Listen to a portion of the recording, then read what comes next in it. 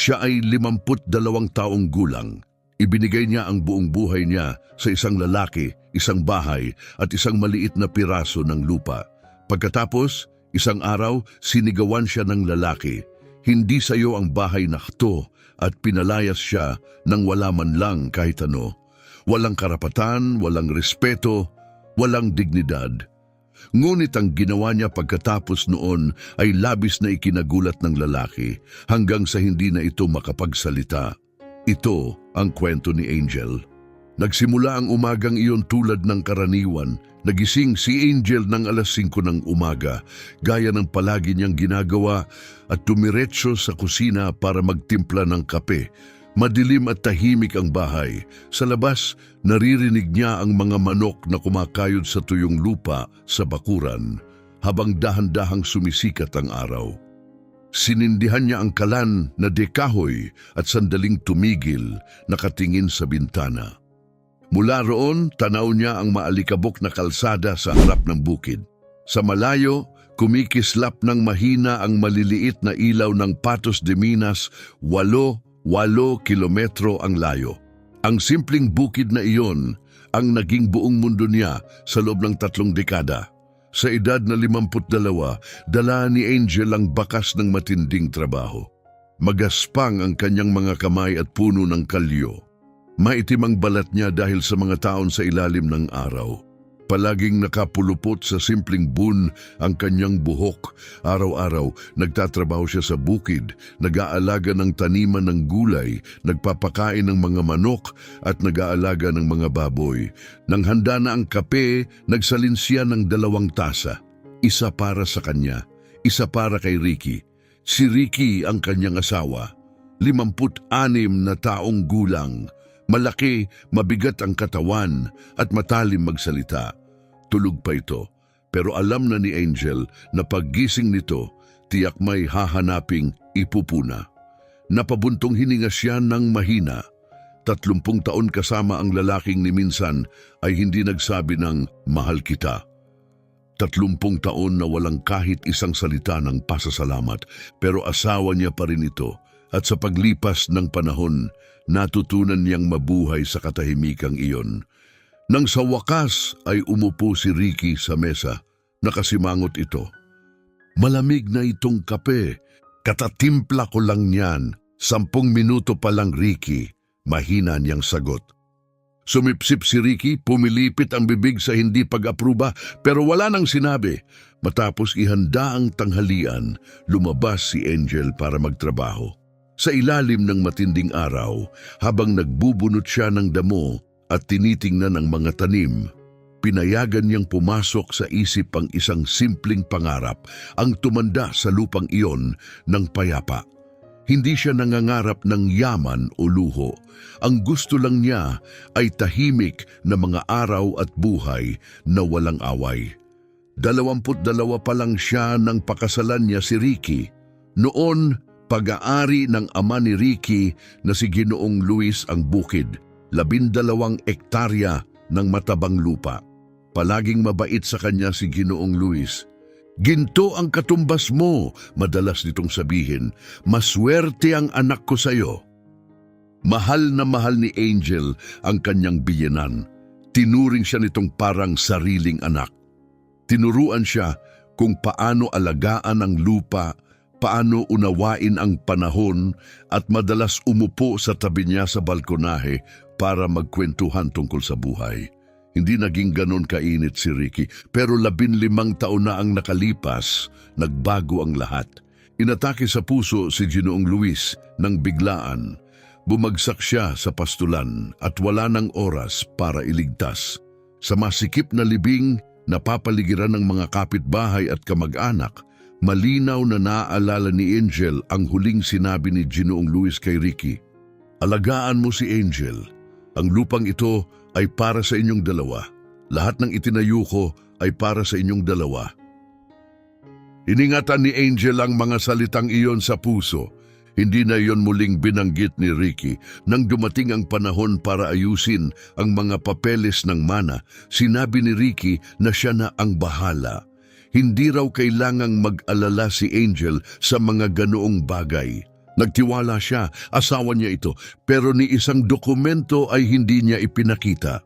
Tuwing nagtatanong siya, binabaliwala ni Ricky ang mga tanong niya. Ayusin natin yan mamaya. Hindi mo rin maiintindihan ang ganyang bagay. Hanggang sa tumigil na siya sa pagtatanong. Lumipas ang mga taon, hindi sila nagkaanak. Gustong-gusto ni Angel maging ina, pero hindi pumayag si Ricky. Mahal ang mga anak, sobrang trabaho. Ayoko niyan, palagi nitong sinasabi. Kaya inilibing niya ang pangarap. Sa paglipas ng panahon, nilunok niya ang napakaraming pagkadismaya hanggang sa hindi na niya maiba kung alin ang pagtanggap at alin ang pagsuko. Tuwing Sabado, pumupunta si Ricky sa bar sa bayan. Umuuwi itong gabi na amoy alak. Halos hindi siya kinakausap. Ganyan lang talaga ang mga lalaking taga-bukid, sinasabi niya sa sarili. Nagpatuloy ang lahat ng ganoon hanggang sa dumating si Lola. 15 taong gulang pa lang si Lola nang unang makilala siya ni Angel. Nakatira ang dalagita malapit sa kalsada. Ang ina nito ay namamatay sa kanser.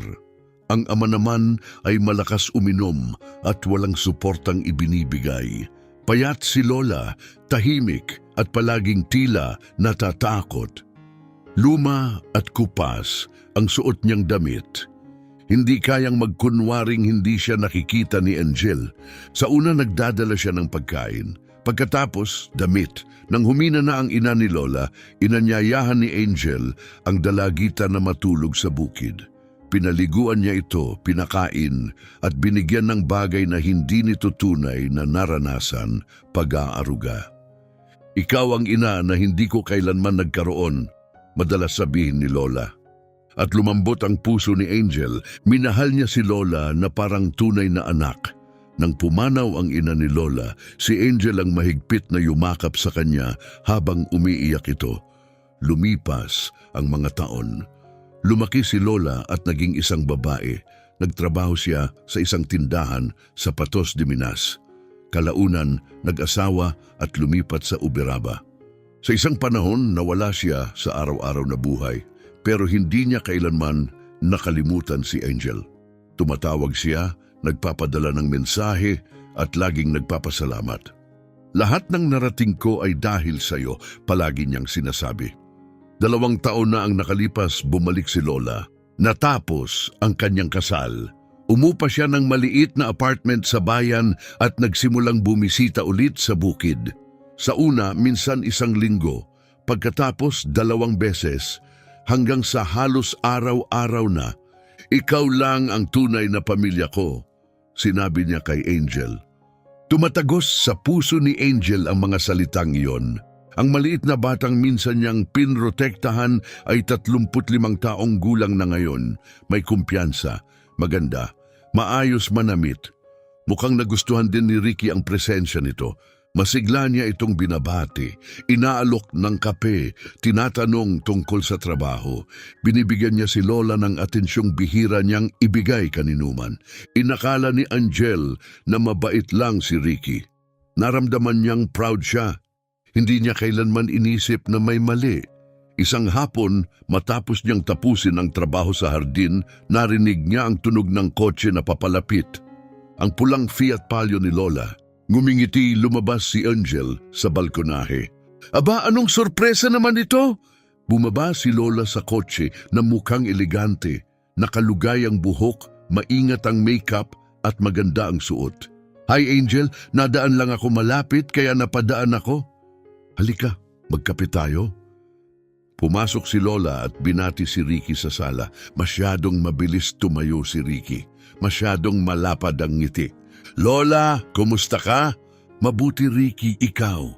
Gaya pa rin ng dati, sagot niya. Sabay silang nagtawanan. Napansin ni Angel na mas maayos manamit si Ricky noong araw na yon. Hindi normal sa kalagitnaan ng linggo. Medyo nakapagtaka pero itinaboy niya ang isip. Sa kusina, nagsalin siya ng bagong kape at naghiwa ng cornbread. Nagkwento si Lola tungkol sa trabaho at nagreklamo tungkol sa mahihirap na customer. Masayang nakinig si Angel. Masarap sa pakiramdam na hindi siya mag-isa. Pagkatapos, lumitaw si Ricky sa pintuan ng kusina. Lola, marunong ka sa mga papeles, di ba? Mga dokumento at ganon. Sandaling natigil si Lola. Medyo, bakit? May mga papeles ng bukid na kailangang ayusin. Mga dokumento sa bangko, ganon, pwede mo bang tingnan? Mabilis na tumingin si Lola kay Angel, tapos ngumiti kay Ricky. Maliit na ngiti, banayad, halos parang may lihim. Sige, sabi niya, napakabait mo naman, dagdag ni Angel. Hindi ko talaga naiintindihan ang mga ganyang papeles. Para dyan ang mga kaibigan, sagot ni Lola. Tumango si Angel, kampante na kampante. Matapos manatili ng kaunti, umalis si Lola. Nakatayo si Angel sa balkonahe at kumaway hanggang sa mawala ang kotse sa maalikabok na kalsada. Bumalik siya sa loob, naghugas ng mga tasa, nilinis ang mesa at ipinagpatuloy ang kanyang gawain. Normal ang lahat, tahimik paulit-ulit, inaasahan, pero hindi niya alam may nagsimula ng magbago. May nangyayari na sa harap mismo ng kanyang mga mata at sa oras na maintindihan niya kung ano ang nangyayari, huli na ang lahat. Sa mga sumunod na linggo, mas lalo pang dumalas ang pagbisita ni Lola. Ang dating minsan o 2 beses sa isang linggo ay naging halos araw-araw. Palagi siyang may dahilan. Nagdadala siya ng cake. Sinasabi niyang napadaan lang siya. Sinasabi niyang miss na miss niya si Angel. At si Angel na walang kamalay-malay sa unti-unting nabubuo sa ilalim ng ibabaw ay puro saya lang ang naramdaman. Tunay na nag-e-enjoy si Angel sa mga pagbisita ni Lola. Gustong-gusto niya na may taong malapit, may makakausap. Tahimik at hiwalay ang buhay sa bukid at sa karamihan ng araw, pakiramdam niya ay nabubuhay siya sa katahimikan. Halos hindi nagsasalita si Ricky. Nasa bahay lang siya na masama ang timpla o kaya naman nawawala sa bayan ng ilang oras. Kaya ang muling paglapit ng batang babae na minsan niyang inalagaan ay nakaaliw sa kanya. Para bang hindi na ganun ka-empty ang bahay. Pero kahit ganun may kakaiba pa rin sa lahat. Hindi kailanman dumarating si Lola na simple lang ang ayos. Palagi siyang mukhang handa at pulido. Nakalugay ang buhok, maingat ang makeup at bago at bagay ang mga damit. Sa isip ni Angel, napakaganda niya. Inisip lang niya na si Lola ay tipo ng babaeng mahilig mag-ayos ng sarili. At sa totoo lang, normal naman yon. Ang hindi napansin ni Angel ay ang tunay na dahilan kung bakit palaging nandyan si Lola. Hindi lang siya pumupunta para kay Angel. Sa bawat pagbisita, lagi siyang may paraan para mapalapit din kay Ricky. Kaswal niyang binabanggit ang mga ganito. Dinala ni Ricky yung dokumentong hinihingi mo. Nahanap ni Ricky yung bank number. Sabi ni Ricky kailangan niya raw ng tulong ko dito. At si Ricky, na karaniwan ay mainipin at magaspang makitungo, biglang ibang-iba kapag si Lola ang kasama. Kapag si Lola ang nandyan, ngumngiti si Ricky. Nagpapasalamat siya, nakikipagkwentuhan, para bang interesado pa siya sa buhay ni Lola. Naisip ni Angel na kakaiba yon, pero pinilit niyang huwag mag-isip ng sobra. Sinabi niya sa sarili niya na baka magalang lang si Ricky sa taong halos pamilya na rin ang turing niya. Nagtagal ang paniniwalang iyon hanggang sa araw na may sinabi ang kapitbahay niyang si Donna Herminia na nagpabago sa lahat. Huwebes ng hapon iyon, naglakad si Angel papunta sa bahay ni Donna Herminia para manghiram ng itlog. Mga 60 taong gulang si Donna Herminia at kilala siya sa pagiging mapagmasid sa lahat. Mahilig siya sa chismis at wala siyang namimiss na detalye. Habang inaabot niya kay Angel ang tray ng itlog, kaswal niyang sinabi, ang dalas ng punta ni Lola dito lately, no? Oh, mahilig siyang bumisita, sagot ni Angel na may mahinang ngiti. Alam mo naman, parang ako na ang nagpalaki sa kanya, para na siyang anak sa akin. Bahagyang itinagilid ni Donna Herminia ang ulo at ngumiti ng kakaiba. Ah, ganun. Anak, ha? Biglang nawala ang ngiti ni Angel. Anong ibig mong sabihin? Ay wala naman, sabi ng kapitbahay, kunwari inosente. Nakakatuwa lang. isang batang maganda, araw-araw pumupunta sa bahay ng mag-asawa. Nanikip ang dibdib ni Angel pero pinilit niyang manatiling kalmado. Dona Herminia, bata pa si Lola nang kinuha ko siya. Ako ang nagpalaki sa kanya. Ay oo, sagot ni Dona Herminia, bata! Tapos nagkibit balikat siya na parang wala lang. Sinasabi ko lang, medyo nakakapagtaka, yun lang. Umuwi si Angel na may bigat sa loob. Ang isang komentong iyon ay paulit-ulit na umikot sa isip niya buong araw. Parang lamok na hindi mo mapatay. At sa unang pagkakataon, nagsimula siyang magmasid ng mas mabuti. Napansin niya ang mga bagay na ayaw niyang makita noon. Nagbago si Ricky. Sa nakalipas na 2 buwan, iba ang kilos niya, hindi tugma sa lalaking nakasama niya sa loob ng 30 taon. Mas madalas siyang maligo. Nagsimula siyang gumamit ng cologne. Pati buhok niya, nilalagyan niya ng gel. Isang bagay na hindi niya kailanman inintindi noon. May mga araw pa na 2 beses siyang nagpapalit ng damit na para bang gusto niyang laging malinis at presko.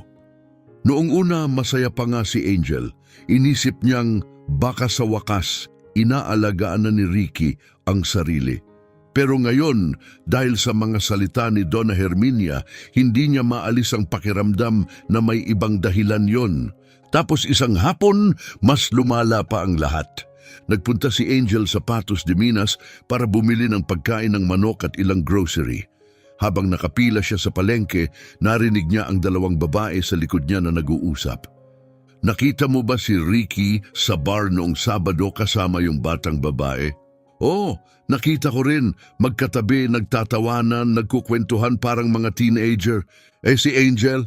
Ay kawawa naman, malamang wala siyang idea. Parang tumigil ang mundo ni Angel. Bumagsak ang sikmura niya at parang nanlamig ang dugo niya. Nagkunwari siyang wala siyang narinig, mabilis na nagbayad at nagmamadaling lumabas ng tindahan. Sa biyahe pauwi, nanginginig ang kamay niya sa manibela ng lumang pick-up. Masyadong mabilis ang tibok ng puso niya at magulo at maingay ang mga iniisip niya. Si Ricky sa bar kasama ang isang batang babae? Si Lola kaya? Hindi pwede. Walang sense. Si Lola ang batang pinakain at pinrotektahan niya. Ang batang niyakap niya nang mamatay ang nanay nito. Hindi siya kayang traidorin ni Lola. Pero nakatanim na ang duda at ayaw na nitong umalis. Pagdating niya sa bahay, nakaupo si Ricky sa balkonahe, nakatitig sa cellphone. Kakaiba iyon, halos hindi gumagamit ng cellphone si Ricky. At lalo na't hindi siya basta nakaupo sa labas na kalmado habang tumitingin doon. Dahan-dahang umakyat si Angel sa hagdan, mabigat ang pakiramdam. Ricky, kailangan nating mag-usap. Tumingin si Ricky, iritado na agad. Tungkol saan? Tungkol sa'yo, iba na ang kilos mo. Iba paano? Hindi ko alam. Mas maayos ka manamit, mas lumalabas ka, palagi kang nasa phone. Tumawa si Ricky ng matalim at tuyo. So ano, bawal na ba akong gumanda ngayon? Pwede, sabi niya pilit na kalmado, pero may nangyayari. Biglang tumayo si Ricky, lumakas ang boses niya puno ng galit. Paranoid ka, Angel, baliw ka. Hindi na ako pwedeng maligo nang hindi ka gumagawa ng kwento sa utak mo. Hindi ako gumagawa ng kwento, sagot niya, nanginginig. May mga taong nagsasalita. Sino? Sa palengke, narinig ko yung mga babae. Sabi nakita ka raw sa bar, kasama ang isang babae. Sumabog si Ricky. At naniniwala ka sa chismis ng mga taong bored at walang magawa? Ang tanga, hindi ko kailangang ipaliwanag kung saan ako pumupunta o sino ang kinakausap ko. Napaatras si Angel, nabigla sa tindi ng galit sa boses niya. Nagtatanong lang ako, di tumigil ka, sigaw niya. Nakakainis ka, selosa, hindi ka na matiis. Nandito ka lang buong araw na walang ginagawa tapos nag-iimbento ka ng problema. Pagkatapos, pumasok siya sa loob at ibinagsak ang pinto ng sobrang lakas na parang yumanig ang mga dingding. Nanatiling nakatayo si Angel sa balkonahe, nanlalabo ang paningin habang napupuno ng luha ang mata niya. Hindi pa siya kailanman kinausap ni Ricky ng ganoon. Hindi pa siya kailanman sinigawan ng may ganong klase ng galit. At sa kaibuturan niya, alam niya ang totoo, may mali. Gabi iyon, halos hindi siya nakatulog. Nakahiga siya sa kama katabi niya, nakikinig sa mabigat na paghinga nito. Kumalat sa kwarto ang amoy ng kolon na nilagay niya kanina. Parang hindi pamilyar, parang katabi niya ang isang estranghero. Kinabukasan dumating ulit si Lola. Nasa kusina si Angel nang marinig niya ang kotse. Biglang nanikip ang dibdib niya. Sa unang pagkakataon, hindi siya masaya na makita si Lola. Pumasok si Lola na nakangiti gaya ng dati, masayahin at kumpiyansa. "Hi, Aunt Angel, kumusta ka?" "Mabuti," sagot ni Angel, pilit pinapantay ang boses. Hindi man lang tumigil si Lola. "Nasaan si Ricky?" Masyadong mabilis ang tanong, masyadong natural. Palagi niyang hinahanap si Ricky. "Nasa labas," sagot ni Angel. "Ay, lalapitan ko muna siya!" Lumabas si Lola bago pa man makapag-alok si Angel ng kape. Sa bintana ng kusina, nakita ni Angel si Lola na lumapit kay Ricky malapit sa kulungan ng manok kung saan inaayos nito ang bahagi ng bakod. Nag-usap sila, ngumiti si Ricky, tumawa si Lola. Tapos hinawakan ni Lola ang braso ni Ricky, parang sanay, parang pamilyar. Parang may kutsilyong dahan-dahang umiikot sa dibdib ni Angel. Ilang minuto lang, bumalik si Lola sa loob na puno ng enerhiya, parang walang nangyari. "Tulungan ko si Ricky sa mga papeles sa bangko next week," kaswal niyang sabi. Nahihirapan siya doon. Nilunok ni Angel ang laway niya. "Anong papeles?" "Ay, mga dokumento lang," mabilis na sagot ni Lola. "Walang importante." Pinilit ni Angel ang isang maliit na ngiti pero nanginginig ang boses niya. "Lola, pwede ba kitang tanungin?" "Siyempre, Auntie. Kayo ni Ricky, nagkikita ba kayo sa ibang lugar?" "Sa labas ng bahay na to." Lumaki ang mata ni Lola, kunwari nagulat. "Anong ibig mong sabihin?" "May nagsabi na nakita raw kayo magkasama sa bar." Bahagyang tumawa si Lola, parang biro lang. "Ay, Aunt Angie, kalokohan. Nagkataon lang na nakita ko siya minsan. Uminom kami ng isang beer, nag-usap ng 5 minuto tapos yun lang. Mahilig talaga mag-imbento ang mga tao, di ba?" Dahan-dahang tumango si Angel. "Oo, baka nga." Lumapit si Lola, kunwari nag-aalala. "Ayos ka lang ba? Mukha kang balisa." Sandaling nagatubili si Angel pero biglang bumuhos ang lahat. Ang takot, ang hinala, ang pakiramdam na hindi siya mahal. "Lola, pakiramdam ko hindi na ako mahal ni Ricky." Agad hinawakan ni Lola ang kamay niya at pinisil. "Hay nako, Aunt Angie," mahinahon niyang sabi. 3 dekada na kayo. Baka stressed lang siya sa mga bayarin at sa bukid. Ganyan talaga minsan ang mga lalaki. Lilipas din." "Sa tingin mo?" mahinang tanong ni Angel. "Siyempre," sagot ni Lola. "At tingnan mo, kung gusto mo tutulungan ko siya sa papeles at sa bangko. Kapag nabawasan ang stress niya, mas magiging mabait siya sa'yo." Parang may dumaloy na ginhawa kay Angel. Baka tama si Lola, baka si Ricky ay nag-aalala lang at napapagod. Tiningnan niya si Lola nang may pasasalamat. "Ang bait mo talaga sa akin, Lola, mula pa nung bata ka." Ngumiti si Lola ng matamis. "At palagi akong magpapasalamat sa iyo," sabi niya, mainit at tila totoo. Naniwala si Angel at sa isang maikling sandali nakaramdam siya ulit ng seguridad. Nang hindi niya alam na ang panganib ay nasa loob na mismo ng kanyang bahay. Ngumiti si Lola ng bahagya. Mukha itong maamo, halos may bahid ng lungkot. "Palagi tayong magkasama, Aunt Angie, kahit ano pa ang mangyari." Pero nang umalis si Lola ng hapong iyon, hindi nakaramdam ng ginhawa si Angel. Sa halip, may kakaibang bigat na bumagsak sa dibdib niya. May mali. Gabi iyon, late na naman umuwi si Ricky. Amoy matapang na kolon na may halong beer. Nasa kama na si Angel, nagkukunwaring tulog. Narinig niyang pumasok si Ricky sa kwarto, hinubad ang damit at humiga ng walang sinasabi kahit isang salita. Sa dilim, binuksan ni Angel ang mga mata at tumitig sa kisame. Tahimik na dumausdos ang mga luha sa gilid ng kanyang mukha. 30 taon ng pagsasama, 3 dekada ng katapatan, hirap at tahimik na sakripisyo. Ngayon nakahiga siya sa tabi ng lalaking pakiramdam niya ay isang ganap na estranghero.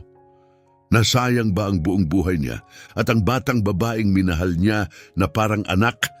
Tinatraidor din ba siya? Sa susunod na Huwebes, makukuha niya ang sagot at ang katotohanan ay wawasak sa lahat. Dumating ang sumunod na Huwebes ng umaga sa ilalim ng mabigat na langit. Nagtipon ang maiitim na ulap sa may abot tanaw, tila nagbabantang bumuhos ang malakas na bagyo. Sa bintana ng kusina, pinagmasdan ni Angel ang langit at nagpasya siyang anihin muna ang okra bago magsimula ang ulan. Kinuha niya ang bilao niyang gawa sa dayami at naglakad papunta sa taniman.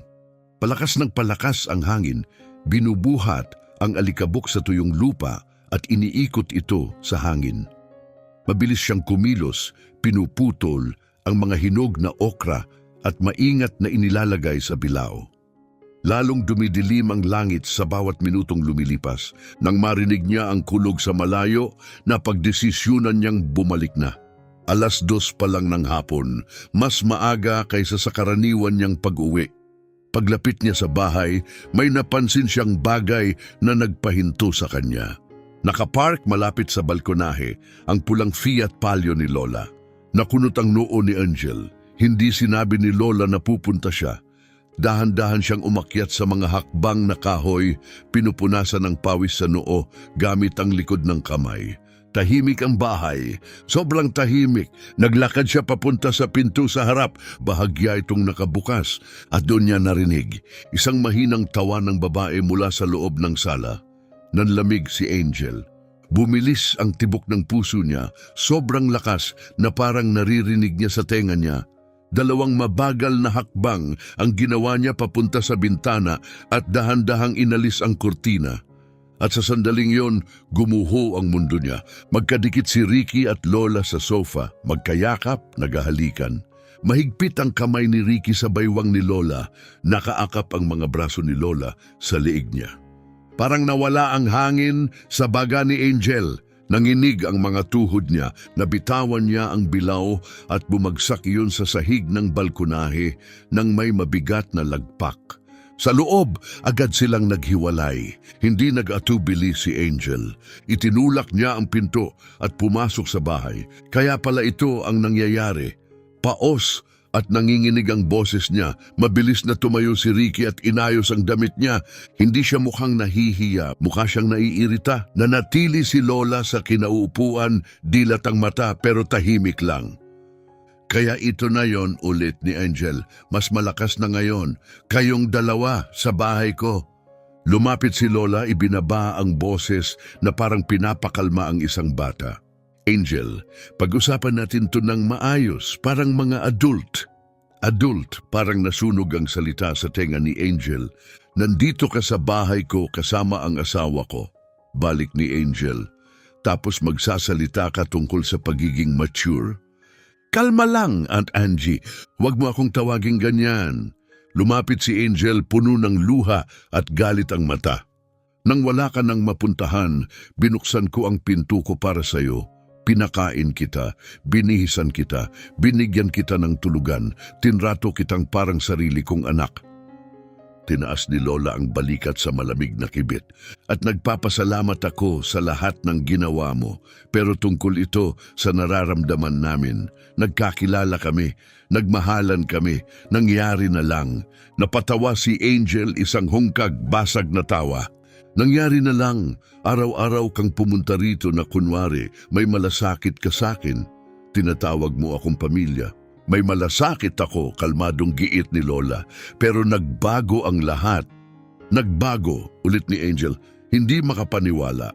Lumingon siya kay Ricky na nakasandal sa pader, nakatiklop ang braso, pinapanood ang lahat na parang nababagot lang. At ikaw, wala kang sasabihin. Bumuntong hininga si Ricky, halatang inip na inip.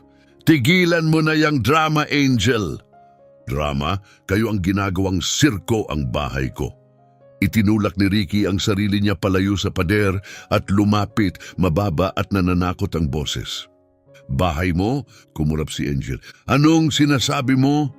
Tumawa si Ricky pero walang kahit katiting na biro ron. Hindi sayo ang bahay na to. Hindi kailanman naging sayo ang lupang ito. Napatingin si Angel sa kanya, litong-lito. Asawa mo ako sa loob ng 30 taon. Asawa sa papel, singhal ni Ricky. Pag-aari to ng tatay ko. Nang mamatay siya, napunta sa akin. Wala kang karapatan dito. Nakatira ka sa bubong na to dahil pinagbigyan kita. Parang sinuntok siya ng mga salita. Pinagbigyan, pabulong niyang sabi. Araw-araw kong binungkal ang lupang to sa loob ng 30 taon. Iyak ni Angel. Nagigising ako bago sumikat ang araw. Inasikaso ko ang lahat.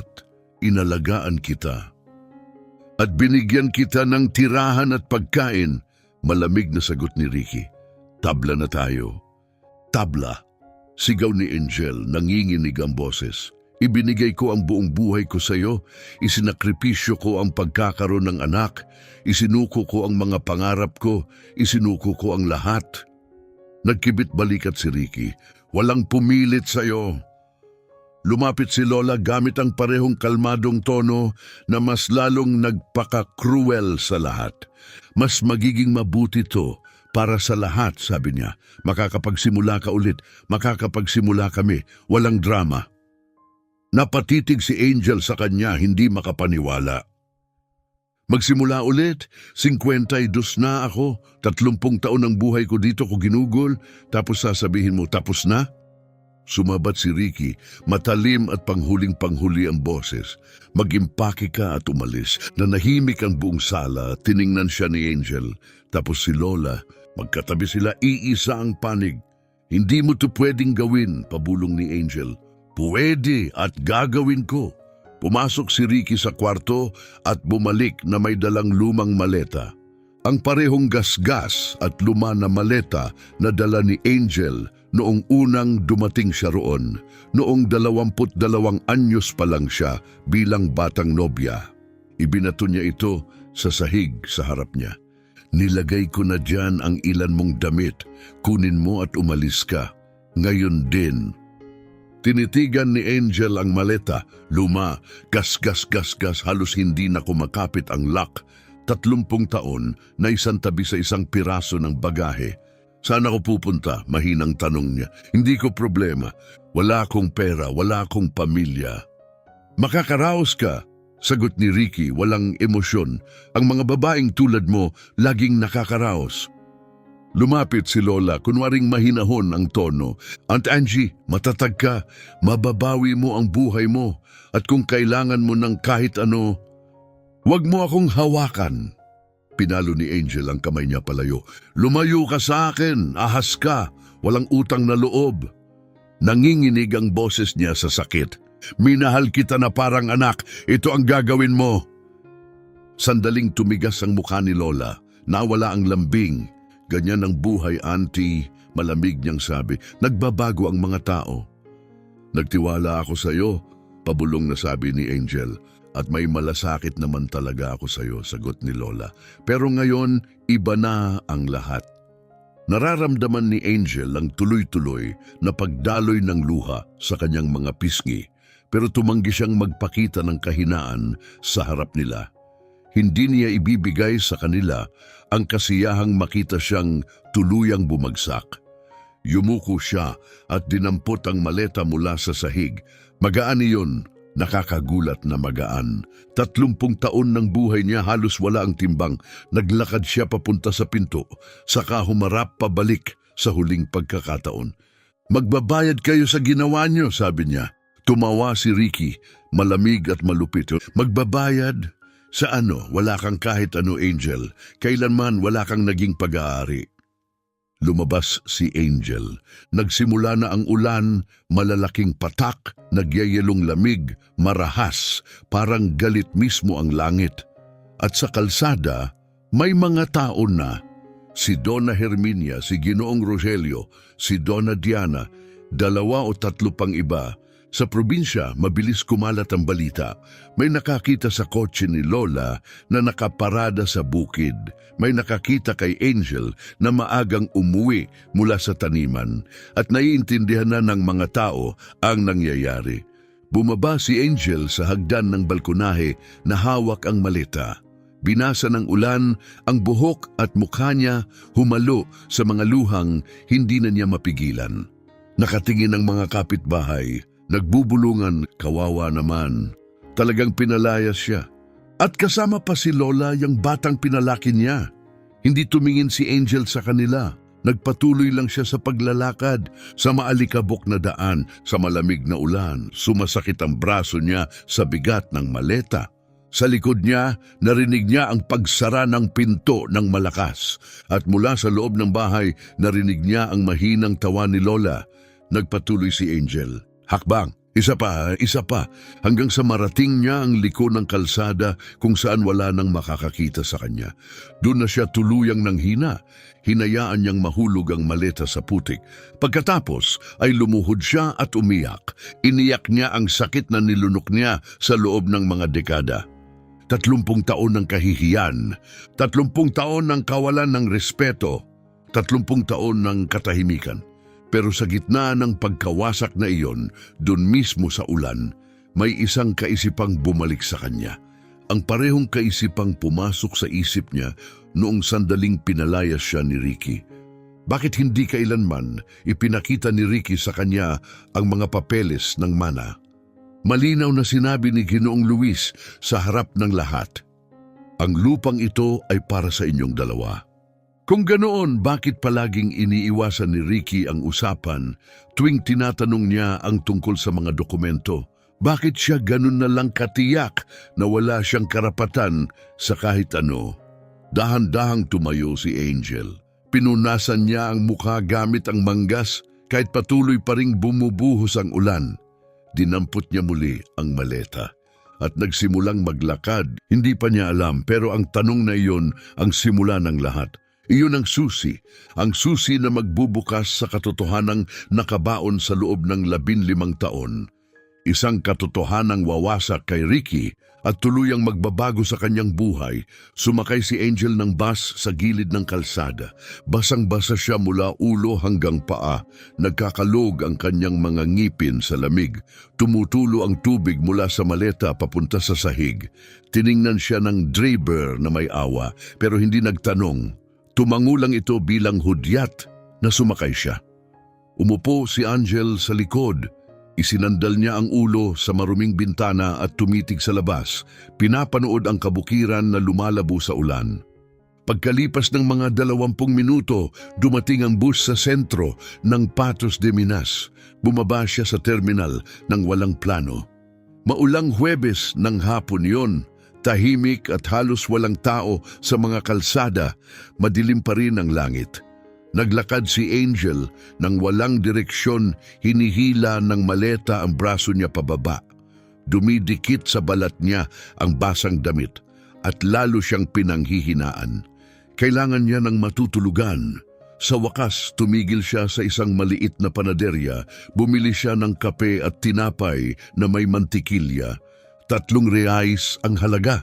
Mayroon siyang 950 reais na naipon, pera na palihim niyang itinabi sa paglipas ng mga taon, paisa-isa, nang hindi alam ni Ricky. Yun lang ang lahat ng pag-aari niya sa mundo. Umupo siya sa isang bangko sa loob ng panaderya at mabagal na kumain, pinipilit lunukin ang bawat subo. Sa bawat kagat, mas humihigpit ang buhol sa lalamunan niya. Ano na ang gagawin niya ngayon? Wala siyang pamilya, walang malapit na kaibigan, walang bahay na babalikan. 52 taong gulang, mag-isa, walang-wala, tinamaan siya ng takot na parang alon ng yelo. Takot na baka hindi siya makaraos, takot na magutom, takot na matulog sa kalsada, takot na tuluyang makalimutan, pero hindi siya pwedeng bumigay. Hindi pa. Hindi habang wala pa siyang alam kung ano ang dadalhin ng bukas. Nang maubos niya ang kape, lumabas siya at nagsimulang maghanap ng matutuluyan. Naglakad siya sa mas mahihirap na lugar hanggang makarating sa Villa Mariana. Doon niya nakita ang isang sulat kamay na karatula na nakadikit sa gate. May paupahang kwarto. Pinindot ni Angel ang doorbell. Isang matandang babae ang nagbukas ng pinto at tiningnan siya mula ulo hanggang paa, hinuhusgahan ang basang damit at pagod na mukha niya. 400 kada buwan, sabi ng babae. Shared ang banyo. Agad na pumayag si Angel. Nasa likod ng bahay ang kwarto, maliit at payak, isang makitid na kama, isang lumang aparador, isang maliit na bintana na nakaharap sa pader ng kapitbahay. Binayaran ni Angel ang unang buwan at iniwan na siya ng babae. Umupo si Angel sa gilid ng kama at tinitigan ang kanyang mga kamay. Mga kamay na walang tigil na nagtrabaho sa loob ng 30 taon. Mga kamay na nagtanim, naglinis, nagluto, nagbuhat, nagtayo. Mga kamay na nag-alaga sa lahat at ngayon wala nang mahawakan. Bumalik ang mga luha, tahimik at mabigat, at sa pagkakataong ito hindi na niya pinigilan. Tahimik lang siyang umiyak. Tumulo ang luha ni Angel sa malamig na sementong sahig. Pero makalipas ang ilang minuto, pinunasan niya ang mukha niya, humiga sa makitid na kama at pinilit ang sarili na matulog. Kinabukasan, nagsimula siyang maghanap ng trabaho. Nagpunta siya sa bahay-bahay, kumakatok sa mga gate at nag-aalok ng serbisyo sa paglilinis. Marami sa mga pamilya ay may katulong na. Ang iba naman, tiningnan siya at napagdesisyunan na masyado na siyang matanda para sa mabibigat na trabaho. Pero kahit ganoon, may 2 babae ang pumayag na kunin siya. Si Donna Ines, isang retiradong guro na nakatira sa isang mataas na 2 palapag na bahay malapit sa Main Square. Nag-alok siya ng 100 reais kada araw, 2 beses sa isang linggo. Si Donna Valeria, isang balo na may malaking bahay sa isang tahimik na kalsada, 80 reais kada araw ang bayad niya, 1 beses sa isang linggo. Sa kabuuan, nagkaroon si Angel ng 1,080 reais kada buwan. Pagkatapos bayaran ng 400 para sa upa, may 600 at 80 na lang siyang natitira. At mula ron, kailangan pa niyang bayaran ang tubig, kuryente, pagkain at pamasahe sa bus. Halos wala nang natitira. Araw-araw, gumigising siya ng alas 5 ng umaga. Sumasakay siya ng 2 bus para makarating sa mga bahay na nililinis niya. Kinikiskis niya ang sahig, hinuhugasan ang mga pader, nililinis ang banyo, at inaayos ang kusina mula umaga hanggang hapon. Palaging sumasakit ang likod niya, namumula at nabibitak ang mga kamay niya sa sabon at bleach.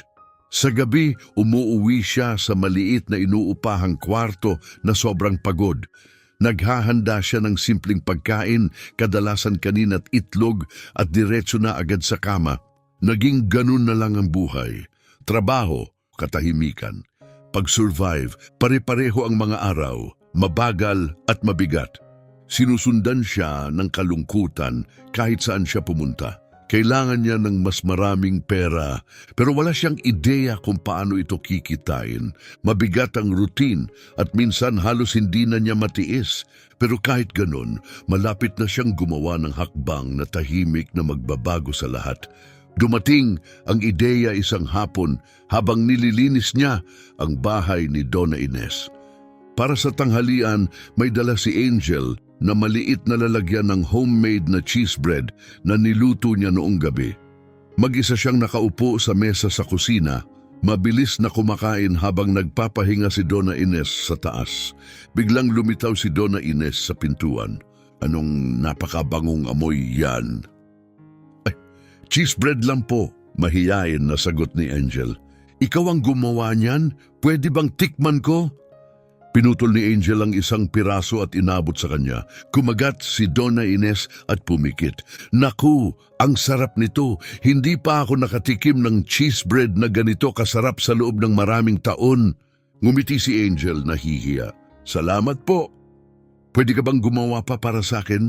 Magbabayad ako syempre. Kumurap si Angel na gulat. Opo, kaya ko po. Kung ganon, dalhan mo ako ng 10 next week. Magkano bawat isa? Sandali siyang natigilan. Wala pa siyang naibebenta kahit kailan. 2 reais po bawat isa, alanganin niyang sabi. Perfect deal. Umuwi si Angel noong araw na iyon na hawak ang order na nakasulat sa maliit na piraso ng papel. Bumili siya ng starch, keso at itlog. 12 reais ang ginastos niya sa mga sangkap. Sa shared kitchen ng bahay kung saan siya umuupa, nagluto siya ng 15 cheese bread. 10 ang dinala niya kay Donna Ines at 5 ang itinira niya para sa sarili. Nagustuhan ni Donna Ines. Nagbayad ito ng 20 reais at agad nag-order ulit para sa susunod na linggo. Hindi nagtagal, gusto na rin ni Donna Valeria. Pagkatapos, ang kapitbahay ni Donna Ines ay humiling din na matikman. Unti-unti, nagsimulang gumawa si Angel ng 20 tapos 30 cheese bread kada linggo. Sa 2 reais bawat isa, kumikita siya ng 60, minsan 80 reais na ekstra. Hindi iyon kayamanan, pero malaking tulong. Mas maaga na siyang gumigising. Nagluluto siya bago sumakay ng bus. Nagde-deliver siya tuwing weekend. Nakakapagod, pero sa unang pagkakataon sa loob ng maraming buwan, pakiramdam niya ay may binubuo siyang bagay na kanya lang. Sa isa sa mga delivery na iyon, nakilala niya si Donna Esmeralda. Si Donna Esmeralda ay kapatid ni Donna Valeria at nagkataong bumibisita nung araw na dumating si Angel na may dalang bagong lutong batch. Isang eleganteng babae, si Donna Esmeralda, mga 68 taong gulang. Maayos ang puting buhok, diretso ang tindig at mapagmasid at matalino ang mga mata. Ikaw pala yung gumagawa ng sikat na cheese bread, tanong niya. Opo ma'am, hindi matapos-tapos ang papuri ng kapatid ko. Pwede mo ba akong dalhan ng 20 next week? Opo, sagot ni Angel. Maingat na isinulat ang address. Sumunod na linggo, dinala niya ang order. Nagbayad si Donna Esmeralda, binuksan ang isa habang mainit pa, tinikman at ngumiti na may pag-apruba. Excellent, simple niyang sabi. Bago umalis si Angel, nagtanong si Donna Esmeralda, "Taga Patos de Minas ka ba?" "Malapit lang po ako galing. Dati po akong nakatira sa bukid, pero lumipat po ako sa lungsod, mga 3 buwan na ang nakalipas." Ramdam ni Donna Esmeralda na may mas malalim pa sa sagot na iyon. "Kung sakaling kailangan mo ng tulong sa kahit ano, hanapin mo lang ako," sabi niya. "Retired lawyer ako." Magalang na nagpasalamat si Angel. Hindi masyadong pinag-isipan iyon. Pagkalipas ng 2 linggo, lumitaw si Donna Esmeralda sa maliit na bahay sa Villa Mariana. "Pasensya na kung dumating ako nang walang paalam," sabi niya. "Binigay ni Valeria ang address mo. Gusto kitang makausap." Litong-lito pero magalang, pinapasok siya ni Angel. Umupo si Donna Esmeralda sa nag-iisang plastik na upuan sa kwarto at nagsalita ng direkta. "May sinabi sa akin si Valeria tungkol sa parte ng kwento mo, na matagal kang kasal at pinalayas ka ng asawa mo." Ibinaling ni Angel ang tingin pababa. "Opo, at sinabi niyang wala kang karapatan sa kahit ano?" "Opo. Sabi niya sa tatay niya raw ang lupa." Huminga ng malalim si Donna Esmeralda. "Legal kayong kasal, tama? Under community property?" "Sa tingin ko po, oo." Yumuko ng bahagya ang retired lawyer at lumapit. "Angel, kung ang kasal ninyo ay under community property, legal na kalahati ng lahat ng naipundar habang kasal kayo ay sayo. Kalahati ng lupang iyon ay sayo." Biglang kumabog ang puso ni Angel. Pero sabi niya, nagsinungaling siya. Marahang hinawakan ni Donna Esmeralda ang kamay niya. "At kung itinago niya sa iyo ang mga dokumento, malaki ang posibilidad na may pandaraya siyang ginawa. Maaring tinanggal niya ang pangalan mo sa mga opisyal na papeles. Posible ring pineke niya ang pirma." Nahilo si Angel. "Ano po ang pwede kong gawin?" Mahigpit na pinisil ni Donna Esmeralda ang kamay niya. Iimbestigahan natin. Kung ninakaw niya ang legal na sayo, magsasampa tayo ng kaso at babawiin natin ang bawat sentimo. Tahimik na nakaupo si Angel, pilit inuunawa, kalahati ng lupa. Ayon sa batas, palagi pala iyong kanya. Niloko siya ni Ricky sa loob ng maraming taon. Pero paano natin mapapatunayan? Tanong niya, nanginginig ang boses. Tumayo si Donna Esmeralda na puno ng determinasyon. Bukas, pupunta tayo sa registry office at hihingin natin ang lahat ng dokumento tungkol sa mana ng biyenan mo. Kung ginawa ni Ricky ang pinaghihinalaan ko, makakakita tayo ng ebidensya. Nanikip ang dibdib ni Angel. Naghalo ang takot at pag-asa sa paraang halos nakakaubos ng hininga. At kung matuklasan natin na talagang ninakawan niya ako, matatag ang tingin ni Donna Esmeralda. Kung ganon, pananagutin natin siya sa bawat kasinungalingan. Sa unang pagkakataon matapos ang mahabang panahon, may gumising sa loob ni Angel. Hindi lang pag-asa, lakas, galit na naging tapang. At walang kaalam-alam si Ricky. Ang lahat ng itinayo niya sa kasinungalingan ay malapit ng gumuho. Kinabukasan, nagising si Angel na mabilis ang tibok ng puso. Halos hindi siya nakatulog. Buong gabi, paulit-ulit sa isip niya ang mga sinabi ni Donna Esmeralda. Kalahati ng lupa, karapatan niya. Posible ba talaga? Niloko ba siya ni Ricky sa loob ng 15 taon? Eksaktong 9:00, kumatok si Donna Esmeralda sa pinto. May dala siyang folder sa ilalim ng braso. Nakabitin sa leeg niya ang reading glasses na may kadena. Handa ka na ba? Kalmado niyang tanong.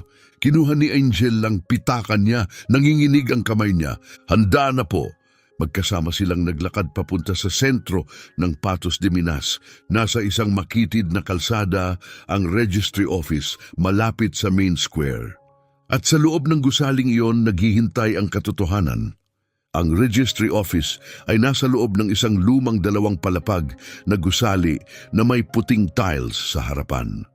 Naunang pumasok si Donna Esmeralda, kumpiyansang kumikilos, binati niya ang clerk na parang matagal na siyang pamilyar doon. Magandang umaga, Luciana. Kailangan kong ma-access ang probate records, ang estate ni Mr. Luis Navarro na pumanaw noong 2010. Mabilis na nag-type ang batang clerk habang hinahanap ang files sa system. Mga 20 minuto po para maihiwalay ko ang lahat, sabi niya. Ayos lang, sagot ni Donna Esmeralda. Maghihintay kami. Umupo si Angel sa matigas na bangkong kahoy sa tabi ng pader. Nanlalamig ang mga kamay niya pero sabay na pinagpapawisan, parang may batong nakabara sa sikmura niya. Nakatayo si Donna Esmeralda sa tabi niya. Kalmado at nakatuon, sinusuri ang mga dokumentong dala niya sa folder. Huminga ka, Angel, mahina niyang sabi.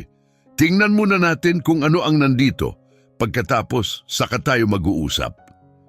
Pagkaraan ng mga 20 minuto, bumalik si Luciana na may dalang makapal na file na punong-puno ng papeles. Agad itong binuksan ni Donna Esmeralda sa counter at isa-isang binuklat ang mga pahina. Tumayo si Angel sa tabi niya, pilit inuunawa ang mga dokumento. Puno ang mga ito ng selyo, pirma, legal na termino at opisyal na lingguwaheng halos imposibleng maintindihan. Mabagal at maingat magbasa si Donna Esmeralda. Pagkatapos, bigla siyang natigil. Nakatitig ang mga mata niya sa isang pahina. Nakunot ang noo niya, bumalik ng 2 pahina at muling sinuri. Mahina ang boses ni Angel. Ano po yon? Inalis ni Donna Esmeralda ang salamin niya at huminga ng malalim. Angel, lumapit ka, tingnan mo ito. Itinuro niya ang isang dokumento malapit sa unahan ng file. Iyon ang opisyal na diid ng bukid at nairehistro iyon sa notary office 3 buwan lang matapos mamatay si Ginoong Louie. Tinapik ni Donna Esmeralda ang papel. Nakikita mo ba ito? Ang nakalistang may-ari dito ay si Ricky Navarro. Si Ricky lang. Kumurap si Angel, litong-lito. Pero hindi ba normal lang yon? Hindi, matatag na sagot ni Donna Esmeralda. Pagkatapos ay hinugot niya ang isa pang papel at inilapag sa tabi ng deed. Ngayon tingnan mo ito, marriage certificate ninyo at ang property regime ninyo. Mabagal na binasa ni Angel ang linya. Partial community property. Tumango si Donna Esmeralda. Ibig sabihin, lahat ng naipundar habang kasal kayo ay pagmamay-ari ng dalawa. Kalahati sa bawat isa. Nilunok ni Angel ang laway. Pero ang lupa ay sa biyenan ko, hindi naman yun binili habang kasal kami. Eksakto, sabi ni Donna Esmeralda. Pero nang mamatay si Ginong Luis, minana yun ni Ricky at kasal na kayo noon. Ang inheritance na iyon ay pumasok sa marital estate. Ayon sa batas, kalahati ay automatikong naging sayo. Parang umikot ang silid sa pakiramdam ni Angel. Kung ganon, bakit pangalan niya lang ang nasa deed? Mabilis na muling nagbuklat si Donna Esmeralda sa file. Huminto siya sa isang dilaw na papel. Medyo kupas at may gasgas ang gilid. Maingat niya itong binasa at tumigas ang mukha niya dahil dineklara niya sa registry na nag-waive ka ng parte mo sa inheritance. Nanlaki ang mata ni Angel. Ako, nag-waive? Halos mapasigaw siya. Wala akong winave. Napatingin ng clerk sa kanila. Agad na sinyasan ni Donna Esmeralda si Angel na hinaan ng boses. Alam kong hindi mo ginawa, kalmado niyang sabi. Pero tingnan mo ito. Itinuro niya ang ibaba ng pahina. May pirma dito, kunwari pirma mo. Nagbibigay ng pahintulot na ilipat ang buong property sa pangalan ni Ricky. Nakatitig si Angel sa pirma. Pangalan niya yon. Pero hindi yon sulat kamay niya. Hindi akin yan, pabulong niyang sabi nanginginig. Hindi ako pumipirma ng ganyan. Ipinagtabi ni Donna Esmeralda ang dokumentong may pirma at ang marriage certificate. Magkaiba ang dalawang pirma. Pagkatapos, dahan-dahang nagsalita si Donna Esmeralda, kontrolado ang boses pero puno ng galit. Angel, pineke ni Ricky ang pirma mo. Pinalsipikan niya ang opisyal na dokumento para alisin ka sa inheritance. Parang huminto ang oras. Nakatitig si Angel sa mga papel, hirap huminga. Pineke ni Ricky ang pangalan niya. Nagsinungaling siya sa registry office. Ninakaw niya ang legal na sa kanya. Paos ang boses ni Angel. Krimen ba yon? Malubha, sagot ni Donna Esmeralda. Forgery ng public document. Fraud sa probate process. Maaari pa siyang makulong. Umupo muli si Angel sa bangko nang hihina ang mga tuhod. 30 taon niya itong nakasama. 30 taon siyang nagtiwala at ito ang ginawa nito sa likod niya. Umupo si Donna Esmeralda sa tabi niya at mahigpit na hinawakan ang kamay niya. Kakasuhan natin siya. Hihiling tayo ng annulment ng deed, paghahati ng marital property at irereport natin ang forgery. Mapipilitan siyang ibalik ang kalahati ng lahat. Tumingin si Angel sa kanya, tila nalulula. Pero magwo-work ba talaga yon? Oo, may katiyakang sagot ni Donna Esmeralda. Narito ang ebidensya, ang peking pirma, ang fraudulent registration, lahat dokumentado, walang hukom ang magbabalewala nito. Tumulo ang luha ni Angel, pero hindi na ito luha ng lungkot, luha ito ng galit. Galit na naloko siya, galit na itinuring siyang walang halaga, galit na nasayang ang 30 taon niya sa lalaking walang dangal. Gaano katagal ang ganitong proseso? Tanong niya. Depende, sagot ni Donna Esmeralda. Ilang buwan, baka 1 taon, pero pwede tayong humiling ng injunction agad. Ibig sabihin, hindi niya maibebenta ang lupa, maililipat o magagamit bilang collateral. Mafi-freeze ang lahat hanggang may desisyon ng hukom. Mabigat na lumunok si Angel.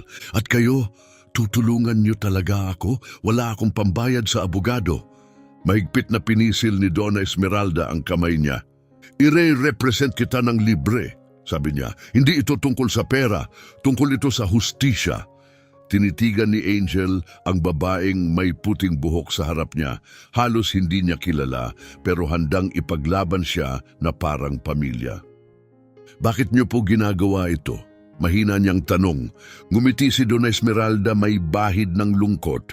Dahil masyado na akong nakakita ng mga babaeng niloko ng mga lalaking akala nila ay pag-aari nila ang lahat. At dahil marunong akong kumilala ng taong karapat-dapat sa pangalawang pagkakataon. Doon mismo, sa gitna ng registry office, niyakap ni Angel si Donna Esmeralda at umiyak. Pero iba na ngayon, hindi na siya nag-iisa, may hawak na siyang ebidensya. Paglabas nila ng gusali, pinaplano na ni Donna Esmeralda ang susunod na hakbang. Sa Lunes, isasampa natin ang kaso. Ihahanda ko ang lahat ngayong weekend. Pipirma ka na lang. Tumango si Angel, pinoproseso pa rin ang lahat. Malalaman ba ni Ricky? Tanong niya. Oo, sagot ni Donna Esmeralda. Sa oras na ihatid ng court officer ang summons. Nanlamig ang sikmura ni Angel. Inisip niya ang mukha ni Ricky kapag binuksan nito ang mga papel. Ang pagkagulat, ang galit, ang takot. Magagalit siya, bulong ni Angel. Hayaan mo siyang magalit. Sabi ni Donna Esmeralda, tumigil at tinitigan siya ng diretso sa mata. 30 taon kang natakot sa kanya. Tahimik, tinatanggap ang lahat. Tapos na iyon, mula ngayon, ikaw na ang may kontrol sa kapalaran mo. Dahan-dahang tumango si Angel. Sa unang pagkakataon sa buong buhay niya, hindi siya natatakot kay Ricky. Dahil ngayon, hawak na niya ang katotohanan. At ang katotohanan na kalimbag sa mga lumang dilaw na pahina ay mas malakas kaysa anumang sigaw, anumang banta o anumang kasinungalingan na kaya niyang imbentuhin. Noong Lunes, isinampa ni Donna Esmeralda ang kaso. At nang dumating ang court officer sa bukid para ihatid ang summons, nakaupo si Ricky sa balkonahe, nagkakape kasama si Lola. Binasa niya ang dokumento ng 1 beses, 2 beses, 3 beses at unti-unting nagbago ang mukha niya, namuti ang mukha ni Ricky. Agad inagaw ni Lola ang dokumento mula sa kamay niya at binasa rin. Kinasuhan ka niya? Sabi niya, gulat na gulat. Ginitgit ni Ricky ang papel sa kamao niya, nanginginig sa galit. Anong ibig sabihin ng forgery? Yung miserable na babaeng yon, yung malanding yon, sino ba siya para gawin to? Pero sa kaibuturan niya, alam na ni Ricky ang totoo. Nalaman ni Angel ang lahat at ngayon nasa matinding peligro siya. Gabi iyon, hindi nakatulog si Ricky. Nakahiga siya sa kama, nakatitig sa kisame habang ang gusot na court summons ay nasa ibabaw ng nightstand. Natutulog si Lola sa tabi niya na parang walang nangyari. Pero si Ricky ni hindi man lang maipikit ang mga mata. Alam na ni Angel, pagkalipas ng 15 taon, ang tahimik at sunod-sunurang babaeng iyon, na kailanman ay hindi siya kinwestiyon, ay natuklasan na rin ang ginawa niya. Paano? Sino ang tumulong sa kanya? Kinabukasan pumunta si Ricky sa bayan para humanap ng abogado. Pinuntahan niya si Dr. Mario, isang lalaking nasa 50 na may maliit na opisina sa pangunahing komersyal na kalsada.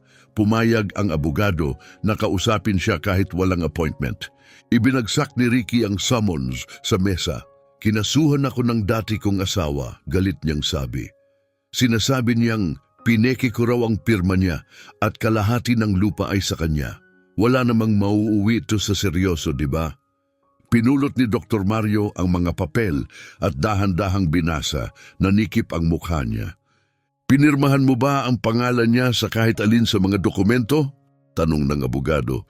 Nag-atubili si Ricky. Pagkatapos, sumagot siya na may inis. Nakatira siya sa akin, nagtrabaho siya sa lupa. Para na rin kaming may-ari, pinadali ko lang ang mga bagay. Pinadali mo sa pamamagitan ng pagpirma sa mga legal na dokumento para sa kanya ng walang permiso. Sagot ni Dr. Mario. Kumaway si Ricky, parang balewala. Hinding-hindi niya malalaman. Taon siyang hindi nagtatanong ng kahit ano. Bumuntong hininga ang abogado at inalis ang salamin. Ginoong Ricky, magiging malinaw ako. Kapag napatunayan niyang hindi sa kanya ang pirma, delikado ang sitwasyon mo. Krimen ng fraud sa probate process. Pwedeng kansilahin ng hukom ang deed, alisin ang lupa sa pangalan mo at maaari ka pang makulong. Nanlamig ang dugo ni Ricky. Kulong? Oo, kumpirma ng abogado, forgery ng public documents, 1 hanggang 5 taon, depende sa kaso. Nanginig ang panga ni Ricky. Hindi ako makukulong dahil sa babaeng yon. Tinaas ni Dr. Mario ang kamay, sinusubukang pakalmahin siya. Pwede nating subukang magkasundo, mag-alok ng kompensasyon, hatiin ang lupa, kahit ano para hindi ito umabot sa matagal na paglilitis. Tinitigan siya ni Ricky, galit na galit, kasunduan. Wala akong ibibigay sa kanya. Kung ganon, matatalo ka sa korte. Prangkang sabi ni Dr. Mario, kapag nakita ng hukom na pineke ang pirma, mawawala sa iyo ang lahat. Tumayo si Ricky at nagmartsang palabas ng opisina. Ibinagsak ang pinto sa likod niya. Hindi siya magbibigay kay Angel kahit 1 sentimo. Wala, ang lupa ay kanya. Kanya lang at hahanap siya ng paraan para ayusin ito. Hapong iyon din, nagmaneho si Ricky papunta sa maliit na kwartong tinitirhan ni Angel. Marahas siyang kumatok sa pinto. Si Donna Lourdes, ang may-ari ng paupahan, ang nagbukas gulat. Anong gusto mo? Singal niya. Gusto kong makausap si Angel, sabi ni Ricky. Wala siya dito. Kung ganon maghihintay ako. Nanatili si Ricky sa bangketa, nakatiklop ang braso. Matigas ang mukha at puno ng galit. Pagkalipas ng kalahating oras, dumating si Angel galing sa pagde-deliver ng cheese bread. Nang makita niya si Ricky, biglang bumilis ang tibok ng puso niya. Sandali naisip niyang lumiko at umalis, pero napagdesisyunan na niya, hindi na siya tatakbo. Huminga siya ng malalim at lumakad papunta sa pinto. Humarap si Ricky at tinitigan siya na parang mandaragit. Kailangan nating mag-usap. Wala akong sasabihin sa'yo, sagot ni Angel. Kinasuhan mo ako? Singhal ni Ricky. Talagang kinasuhan mo ako? Oh! Matatag niyang sagot. At mananalo ako! Lumapit si Ricky, nananakot ang boses. Nababaliw ka na ba? Sa tingin mo may makukuha ka? Akin ang lupa na yon. Sa atin, sagot ni Angel. Kalahati ay sa akin ayon sa batas. Batas? Tumawa si Ricky ng puno ng pangungutya. Buong buhay mo, wala kang alam sa batas. Ngayon magpapakamatalino ka. Umakyat ang galit sa loob ni Angel, pero pinilit niyang manatiling kalmado. Alam ko na ang karapatan ko, sabi niya. At alam kong pinirmahan mo ang pangalan ko nang walang permiso. Sandaling nanahimik si Ricky. Pagkatapos, nagbago ang tono niya, humina ang boses. Angel, tigilan mo na tong kalokohan. Pwede natin itong ayusin nang hindi dumadaan sa korte. Alam kong wala kang pera. Bibigyan kita. I-withdraw mo ang kaso at kalimutan na natin ang nangyari. Hindi ko i-withdraw kahit ano. Kumipot ang mata ni Ricky. Sige, bibigyan kita ng 10,000 agad. Kunin mo, mawala ka at wag mo na akong guluhin. Tiningnan siya ni Angel na puno ng pagkasuklam. 10,000? Sa tingin mo, ang 30 taon ng buhay ko ay katumbas ng 10,000 reais? Katumbas yan ng kung ano ang gusto kong ialok, sagot ni Ricky. Hindi, malamig, nasabi ni Angel. Katumbas yan ng kalahati ng lupang yon at yun mismo ang hahabulin ko. Biglang sumabog si Ricky. Hinawakan niya ang braso ni Angel at mahigpit na pinisil. Wala kang mapapanalunan. Naiintindihan mo ba? Wala. Kilala ko ang mga tao. May mga kaibigan ako. Kaya kitang wasakin. Sinubukan ni Angel na kumawala pero mas hinigpitan niya ang hawak. Bitawan mo ako, Ricky, sabi niya halos nagngangalit. Sa sandaling iyon, muling nagbukas ng pinto si Donna Lourdes. Ngayon, may hawak siyang walis na parang sandata. Bitawan mo siya ngayon din, babala niya, o tatawag ako ng pulis. Agad binitawan ni Ricky ang braso ni Angel, pero patuloy niya itong tinitigan ng may poot. Pagsisisihan mo to, bulong niya puno ng lason. Malalaman mo kung anong mangyayari kapag nilaro mo ako. Pagkatapos, tumalikod siya, mabilis na naglakad papunta sa pick-up at humarurot palayo. Pumasok si Angel, nanginginig, inilak ni Donna Lourdes ang pinto. Delikado ang lalaking yan, seryosong sabi ng matanda. Mag-ingat ka. Alam ko, pabulong na sagot ni Angel. Pumasok si Angel sa maliit niyang kwarto at umupo sa kama. Pinipilit pakalmahin ang paghinga. Dumayo pa si Ricky roon. Sinubukan siyang takutin. Sinubukan siyang bilhin ang katahimikan niya. Takot na takot siya. At sa sandaling iyon, may naintindihan si Angel na napakahalaga. Nagbabanta lang si Ricky dahil alam niyang natatalo siya. Kinabukasan tumawag si Donna Esmeralda. Angel, may nangyari, sabi niya. Nag-file si Ricky ng response. Sinasabi niyang alam mo raw ang lahat, na pinirmahan mo raw ang mga papeles noon at nagsisinungaling ka lang ngayon. Pero wala akong pinirmahan, sabi ni Angel. Alam ko, matatag na sagot ni Donna Esmeralda. At mapapatunayan natin yan. Hihiling ako ng handwriting analysis. Isang professional expert ang magko-compare ng mga pirma at kukumpirma na hindi sa'yo iyon. Nilunok ni Angel ang laway. Gaano po katagal yon? Mga 2 buwan, sabi ni Donna Esmeralda. Pero na-freeze ko na ang lupa sa ngayon. Hindi niya maibebenta, maililipat o magagamit bilang collateral. Nakalak ang lahat hanggang magdesisyon ang hukom. Naramdaman ni Angel ang ginhawa sa dibdib. Ibig sabihin, wala siyang magagawa. Wala, kumpirma ni Donna Esmeralda. Sa mga sumunod na linggo, nagpatuloy ang laban. Nagsimulang magpakalat si Ricky ng mga chismis sa buong bayan. Sinabi niyang unstable at sakim daw si Angel, na iniwan daw siya at ngayon gusto ng pera. Tinulungan siya ni Lola. Nag-post siya ng mga pahaging sa social media, malinaw na patama kay Angel. May mga taong lumalabas lang kapag may kailangan. Mag-iingat sa mga ahas na pinalaki mo. Narinig ni Angel ang chismis. Napansin niya ang tingin ng mga tao sa kanya sa kalsada, pero tumanggi siyang pumatol. Hindi siya nakipagtalo. Hindi niya ipinagtanggol ang sarili. Hindi niya nilaro ang laro nila. Nagpatuloy siya sa paglilinis ng bahay. Nagpatuloy siya sa paggawa at pagbebenta ng cheese bread. At nagpatuloy siyang maglakad, pasulong, 1 araw sa bawat pagkakataon. Pagkalipas ng 2 buwan, sa wakas ay lumabas ang report ng handwriting expert. Maagang tumawag si Donna Esmeralda kay Angel at halos may halong pananabik ang boses niya. Angel, lumabas na ang report, hindi sa'yo ang pirma, kinumpirma ng expert. Ang sulat kamay, ang pressure ng panulat, ang mga stroke, walang nagtutugma. Umupo si Angel sa gilid ng kama, napakalakas ng tibok ng puso niya na halos masakit. At ngayon, tanong niya, ngayon dadalhin natin ito sa hukom, sagot ni Donna Esmeralda. Sa report na ito, wala nang depensa si Ricky, mapipilitan siyang ibalik ang kalahati ng lahat. Pagkababa niya ng tawag, nanatiling nakaupo si Angel, nakatingin sa maliit na bintana ng inuupahang kwarto. Sa labas, sumisikat ang araw. At sa unang pagkakataon, sa mahabang panahon, may naramdaman siyang halos hindi na niya makilala.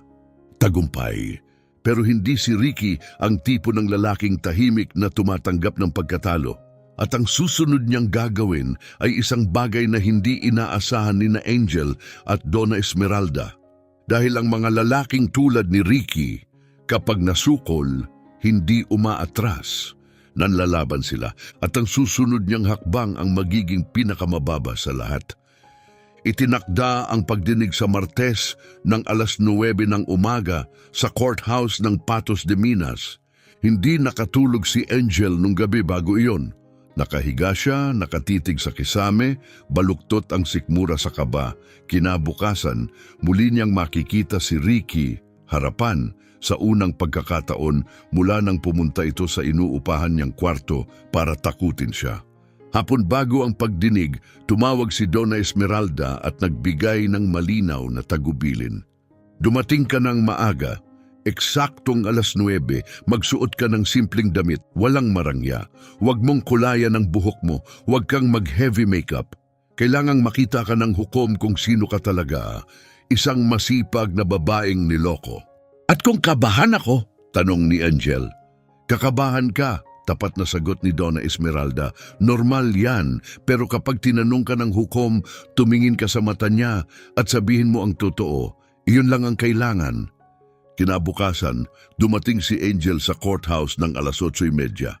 Naghihintay na si Donna Esmeralda sa may entrada, may hawak na makapal na folder ng mga dokumento. Handa ka na? Tanong niya. Sa tingin ko, sagot ni Angel kahit nanginginig ang mga kamay niya. Magkasama silang pumasok. Puno ang hallway ng mga taong naghihintay para sa kani-kanilang pagdinig. May mga abogado na mahina ang usapan. May mga pamilyang nakaupo sa bangko. May iba na nakasandal sa pader, halatang pagod. At doon niya nakita si Ricky. Nakaupo ito sa kabilang bahagi ng corridor kasama ang abogado niyang si Dr. Mario. Iba ang itsura ni Ricky kaysa dati. Nakasuot siya ng malinis na dress shirt, plansadong pantalon at makintab na sapatos. Halatang sinusubukan niyang magmukhang kagalang-galang at inosente. Nang makita niya si Angel, napuno ng galit ang mga mata niya. Agad umiwas ng tingin si Angel. Eksaktong alas 9, malakas na tinawag ng bailiff, Case of Angel Villanueva versus Ricky Navarro, Courtroom 3. Sumunod si Angel kay Donna Esmeralda papasok ng silid. Maliit ang courtroom, may mahabang mesa na may upuan sa magkabilang panig. At sa unahan, nakaupo ng bahagyang mas mataas kaysa sa lahat ang hukom. Si Judge Renato, mga 55 ang edad. May salamin, seryoso, kalmado at walang emosyon ang mukha. Umupo ang lahat. Sa isang panig si Angel at si Donna Esmeralda, sa kabilang panig si Ricky at si Dr. Marios. Ilang minuto tahimik na binuklat ng hukom ang mga dokumento, maingat na binabasa. Pagkatapos, inalis niya ang salamin at tumingin sa magkabilang panig. Magandang umaga, panimula niya. Narito tayo upang suriin ang isang aksyon para kansilahin ang deed batay sa aligasyon ng pandaraya sa dokumento. Inaangkin ng plaintiff na pinike ang kanyang pirma sa probate process ng yumaong si Luis Navarro, ang kanyang biyenan, at siya ay may karapatan sa kalahati ng minanang ari-arian. Itinatanggi ito ng defendant at sinasabing alam ng plaintiff ang proseso noon. Tama ba? Agad tumayo si Donna Esmeralda. Opo, Your Honor, at naisumite na po namin ang expert report na nagpapatunay na ang pirma sa probate documents ay hindi pagmamay-ari ng aking kliyente. Iniabot niya ang report. Mabagal itong binasa ng hukom. 5 mahahabang minuto ang lumipas sa katahimikan. Pagkatapos, direkta siyang tumingin kay Ricky. Mr. Ricky, sabi niya, nakasaad sa handwriting expert na ang pirma na iniuugnay kay Mrs. Angel ay hindi tumutugma sa kanyang sulat kamay. May paliwanag ka ba? Hindi mapakali si Ricky sa upuan. Your Honor, 15 taon na po ang nakalipas, kabadong sabi niya. Baka iba ang pirma niya noon. Nakunot ang noo ng hukom. Ikinumpara ng expert ang pirma sa mga opisyal na dokumento mula sa parehong panahon, sagot niya. Marriage records, identification documents at iba pang files. Wala sa mga iyon ang kahawig ng ginamit sa probate process. Sinubukang magsalita ni Dr. Mario. Your Honor, posible pong may procedural mistake noon. Ang kliyente ko ay kumilos ng may mabuting loob. Wala siyang intensyon na... Dr. Mario, matatag na putol ng hukom. Napakalinaw ng report. Hindi lang ito tungkol sa estilo. Ang anggulo, ang pressure, ang pagbuo ng mga letra, ang mga teknikal na elementong ito ay hindi basta nagbabago dahil nagmamadali ang isang tao. Ang pirma na ito ay hindi isinulat ni Mrs. Angel. Bumigat ang katahimikan sa silid. Nakatitig si Ricky sa mesa, namumula ang muka. Nagpatuloy ang hukom. Bukod pa rito, nirepasuko ang marriage certificate. Ang mag-asawa ay kasal sa ilalim ng partial community property. Ibig sabihin, ang mga ari-ariang nakuha habang kasal ay pagmamay-ari ng 2 partido, kabilang ang mga inheritance na natanggap ng alinman sa kanila. Muling tumayo si Donna Esmeralda. Your Honor, hindi kailanman ipinaalam sa aking kliyente ang probate process. Hindi niya nakita ang mga dokumento. Hindi niya alam na may legal siyang karapatan sa kalahati ng lupa. Sadyang inalis siya sa proseso. Bumaling ang hukom kay Ricky. Mr. Ricky, nakilahok ba si Mrs. Angel sa probate proceedings? Nag-atubili si Ricky. Alam niya pong ako ang nag-aasikaso ng lahat. Hindi nagbago ang ekspresyon ng hukom. Hindi iyon ang tinanong ko. Naroon ba siya? Dumalo ba siya sa mga pagpupulong? Personal ba siyang pumirma sa harap ng notaryo? Ibinaba ni Ricky ang ulo. Hindi. Kung ganon, hindi siya nakilahok. Matatag na sabi ng hukom. Isinara niya ang file sa harap niya. Ibibigay ko na ang desisyon. Parang tumigil ang paghinga ni Angel. Malinaw at walang emosyon ang boses ng hukom. Batay sa teknikal na ebidensya na pineke ang pirma at isinasaalang-alang ang partial community property regime ng mag-asawa, idinedeklara kong walang bisa ang deed na nakarehistro lamang sa pangalan ni Mr. Ricky Navarro. Ang lupang iniwan ni Mr. Luis Navarro ay pagmamay-ari ng mag-asawa sa pantay na bahagi. Sandaling tumigil siya. 50% kay Mr. Ricky, 50% kay Mrs. Angel. Umangat ang luha sa mata ni Angel pero pinigilan niya ang sarili sa harap ni Ricky. Nagpatuloy ang hukom. May dalawang option si Mr. Ricky. Maaari niyang hatiin ang lupa ng pisikal, magtakda ng kalahati para sa bawat isa o ibenta ang ari-arian at hatiin ang kikitay ng pantay. Dapat niyang ipaalam sa korte ang desisyon sa loob ng 30 araw. Tahimik na ngumiti si Donna Esmeralda. Mahigpit na kinuyom ni Ricky ang kamao niya hanggang pumuti ang mga buko. Your Honor, panimula ni Dr. Mario, nais po naming umapela. Maaari kayong umapela, sagot ng hukom. Ngunit ang desisyong ito ay agarang ipatutupad.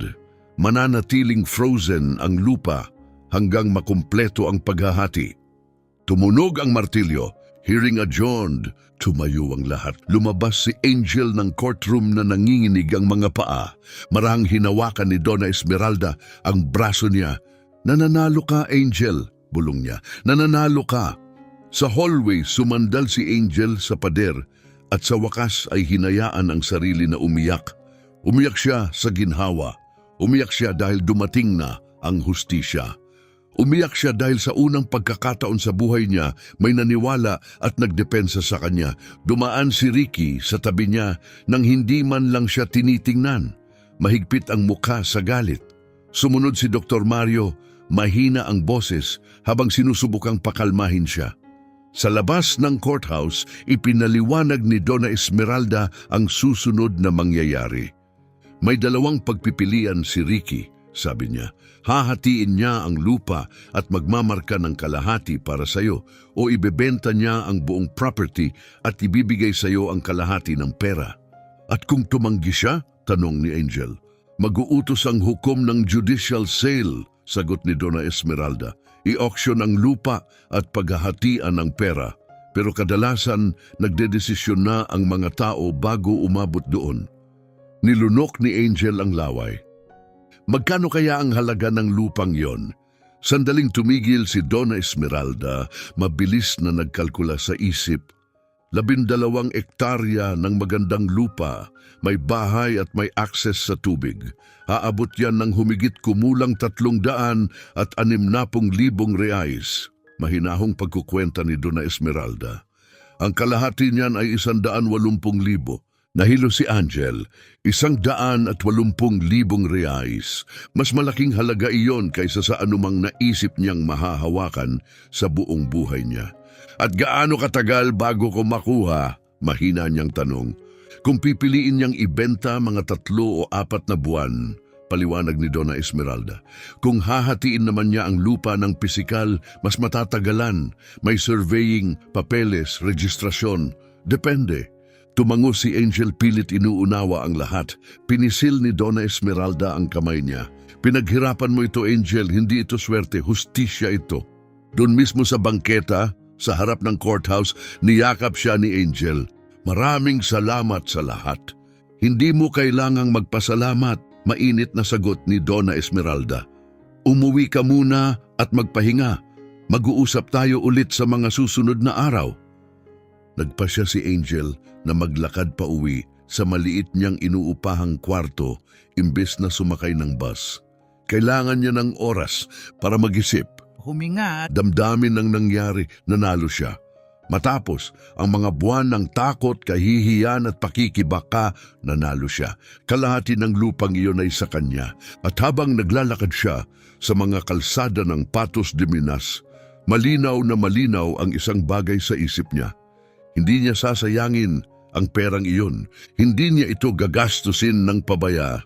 Gagamitin niya ito para magsimula muli. Bubuo siya ng bago. Isang bagay na kanya lang. Isang bagay na hindi na kailanman maagaw sa kanya. At kapag nalaman ni Ricky kung ano ang plano niyang gawin sa perang iyon, mas masasaktan siya kaysa sa pagkawala ng lupa. Dahil hindi lang basta makakaligtas si Angel, babangon siya. 3 linggo matapos ang pagdinig, nakipag-ugnayan si Dr. Mario kay Donna Esmeralda. Nagdesisyon na si Ricky, ibebenta niya ang lupa, ayaw niyang hatiin ito. Hindi niya maatim ang ideya na magkakaroon si Angel ng kalahati ng bagay na itinuring niyang kanya lang. Mas pinili niyang ibenta ang lahat at tuluyang tapusin ang usapin. Agad na tinawagan ni Donna Esmeralda si Angel. Pinili niyang ibenta, sabi niya. Kailangan na lang natin ng buyer. Gaano katagal kaya yon? Ang magandang lupa hindi nagtatagal sa merkado, sagot ni Donna Esmeralda. Inabot ng 2 buwan, isang magsasaka mula sa Patrocinio ang nag-alok ng 350,000 reais para sa 12 ektarya. Tinanggap agad ni Ricky. Gusto na niyang matapos ang lahat sa lalong madaling panahon. Na kompleto ang bentahan, bawat isa sa kanila ay nakatanggap ng 175,000 reais. Nang pumasok ang pera sa bank account ni Angel, nakatitig siya sa screen na hindi makapaniwala. 175,000 reais. Umupo siya sa gilid ng makitid niyang kama at umiyak. Hindi dahil sa lungkot, kundi dahil sa wakas malaya na siya. Dahil nanaig ang hustisya, dahil may bago siyang simula. Kinabukasan, binisita siya ni Donna Esmeralda. So Angel, malumanay niyang tanong, ano na ang gagawin mo ngayon? Matagal nang nakapagdesisyon si Angel. Ilang linggo na siyang tahimik na nagpaplano. Bibili ako ng maliit na bukid, ngumiti si Donna Esmeralda. Alam kong yan ang sasabihin mo. Ayoko ng malaki. Patuloy ni Angel, 5 o 6 na ektarya sapat na. Simpleng bahay, may maayos na tubig, matabang lupa para sa tanim. Gusto mong manatili sa probinsya? Iyon ang alam ko, sagot niya. Pero ngayon, iba na. Ngayon, akin na. Walang makakaagaw sa akin. Tinulungan siya ni Donna Esmeralda maghanap. 3 property ang tiningnan nila. Ang una, masyadong liblib. Ang pangalawa, walang maaasahang tubig. Ang pangatlo, tama ang pakiramdam. 6 na ektarya ng patag at matabang lupa. Isang simple pero maayos na bahay na may 3 kwarto. May artesian well, may kuryente at may direktang access sa dirt road na konektado sa highway. 15 kilometro mula sa Patos de Minas sa daan papuntang Lagoa, Formosa. Humihingi ang may-ari ng 80,000 reais. Nagalok si Angel ng 75. Tinanggap. Sa loob ng 1 linggo, naisara ang kasunduan. Nang matanggap ni Angel ang deed na pangalan niya lamang ang nakasulat, hinawakan niya ang dokumento at naramdaman ang bagay na hindi pa niya kailaman naranasan. Pagmamay-ari, seguridad, kalayaan, sa kanya iyon, buong buo. Lumipat siya isang Sabado ng umaga. Kaunti lang ang dala niya, ilang damit, ilang lumang kaldero, ang maliit na kama na binili niya kay Donna Lourdes sa halagang 50 reais. Tinulungan siya ni Donna Esmeralda sa paglipat. Umupa sila ng pick-up, isinakay ang lahat at nagmaneho papunta sa bagong bukid. Nang unang hakbang ni Angel sa loob ng bahay bilang may-ari, tumigil siya sa gitna ng bakanteng sala. Ipininikit niya ang mga mata at huminga ng malalim. Katahimikan, kapayapaan, espasyo. Gusto mo ba? Tanong ni Donna Esmeralda. Oo po. Mahina ngunit sigurado niyang sagot. Gusto ko. At ano ang gagawin mo dito? Tumingin si Angel sa labas ng bintana, sa lupang nakaunat sa harap niya. Magandang lupa iyon, lupang kayang magbunga. Magtatanim ako, sabi niya, at ipagpapatuloy ko ang paggawa ng cheese bread, pero mas marami na, may espasyo na ako, makakagawa na ako ng totoong negosyo. Sa mga sumunod na linggo, mas nagsipag si Angel kaysa dati. Nilinis niya ang bahay mula bubong hanggang sahig. Inayos ang kailangang ayusin. Bumili siya ng second-hand na industrial stove, malaking refrigerator, mga aluminum tray at packaging supplies. Sa likod ng bahay, nagtanim siya ng gulayan, kamatis, litsugas, kangkong, okra, mga simpleng pananim na kabisado niya. Kasabay nito, dinagdagan niya ang produksyon ng cheese bread. 200 kada linggo. Pagkatapos 300, pinanatili niya ang dati niyang mga customer. Pero ngayon kaya na niyang mag-supply ng mas marami. Nagsimulang umorder ang mga health food store sa Patos de Minas, pati mga lokal na panaderya. Sa 2 reais bawat isa, kumikita siya ng humigit kumulang 600 reais kada linggo. Ibig sabihin, mga 2,400 reais kada buwan mula sa cheese bread pa lang. Hindi iyon luho, pero iyon ay katatagan. Nababayaran niya ang mga bills at nakakapag-reinvest pa siya. 4:00 na ng umaga gumigising si Angel. Inihahanda ang masa, nagluluto ng mga batch, maingat na nagpapak. Sa hapon nagtatrabaho sa gulayan at inaalagaan ang mga alagang hayop na sinimulan niya. 3 manok at 2 baboy. Sa gabi, bumabagsak siya sa kama na pagod na pagod. Pero ibang klaseng pagod yon, pagod ng taong may binubuo para sa sarili niya. 6 na buwan matapos bilhin ang bukid, nakakapag-ipon na siya buwan-buwan. 500, minsan 600 reais. Idinedeposito niya ito sa savings account na tinulungan siyang buksan ni Donna Esmeralda. Isang gabi, may isa na namang ideya ang pumasok sa isip niya. Mabenta ang cheese bread. Pero may isa pang mas mabenta, mga pampalasa. Pinatuyong rosemary, oregano, dinurog na sili, tinuyong bawang, maliliit na produkto na mataas ang halaga. Magaan, madaling itago, matagal ang shelf life. Nagsimulang magtanim si Angel ng mga halamang mabango. Bumili siya ng seedlings at buto at inayos ang maayos na hanay ng mga aromatic plants. Pagkatapos anihin, pinatuyo niya sa araw, dinurog ng maingat at inilagay sa maliliit na supot na may label. 3 reais bawat isa. Malaki ang tubo, mabilis na dumami ang order. 1 taon matapos siyang lumipat sa bukid, kumikita na si Angel ng humigit kumulang 4,000 reais kada buwan. Mula sa cheese bread, pampalasa at gulay na binibenta niya tuwing Sabado sa palengke, tuloy-tuloy ang paglago ng negosyo niya. Kalaunan, kumuha siya ng isang lokal na babae, si Donna Ines, para tumulong 2 beses sa isang linggo. Binabayaran niya ito ng 100 reais kada araw at sa unang pagkakataon sa buhay niya, si Angel ay hindi na lang basta nabubuhay. Umuunlad na siya. Bumili si Angel ng lumang pickup truck, 1,100 na raan at 75 sa Vero para magamit sa pagde-deliver. 12,000 reais ang binayad niya cash. Sa sandaling iyon, parang naging totoo ang lahat. Nagbago ang buhay niya ng tuluyan. Hindi mayaman si Angel, pero independent siya. Sa wakas, kontrolado na niya ang oras niya. Gumigising siya kung kailan niya gusto. Nagtatrabaho siya sa mga bagay na gusto niya.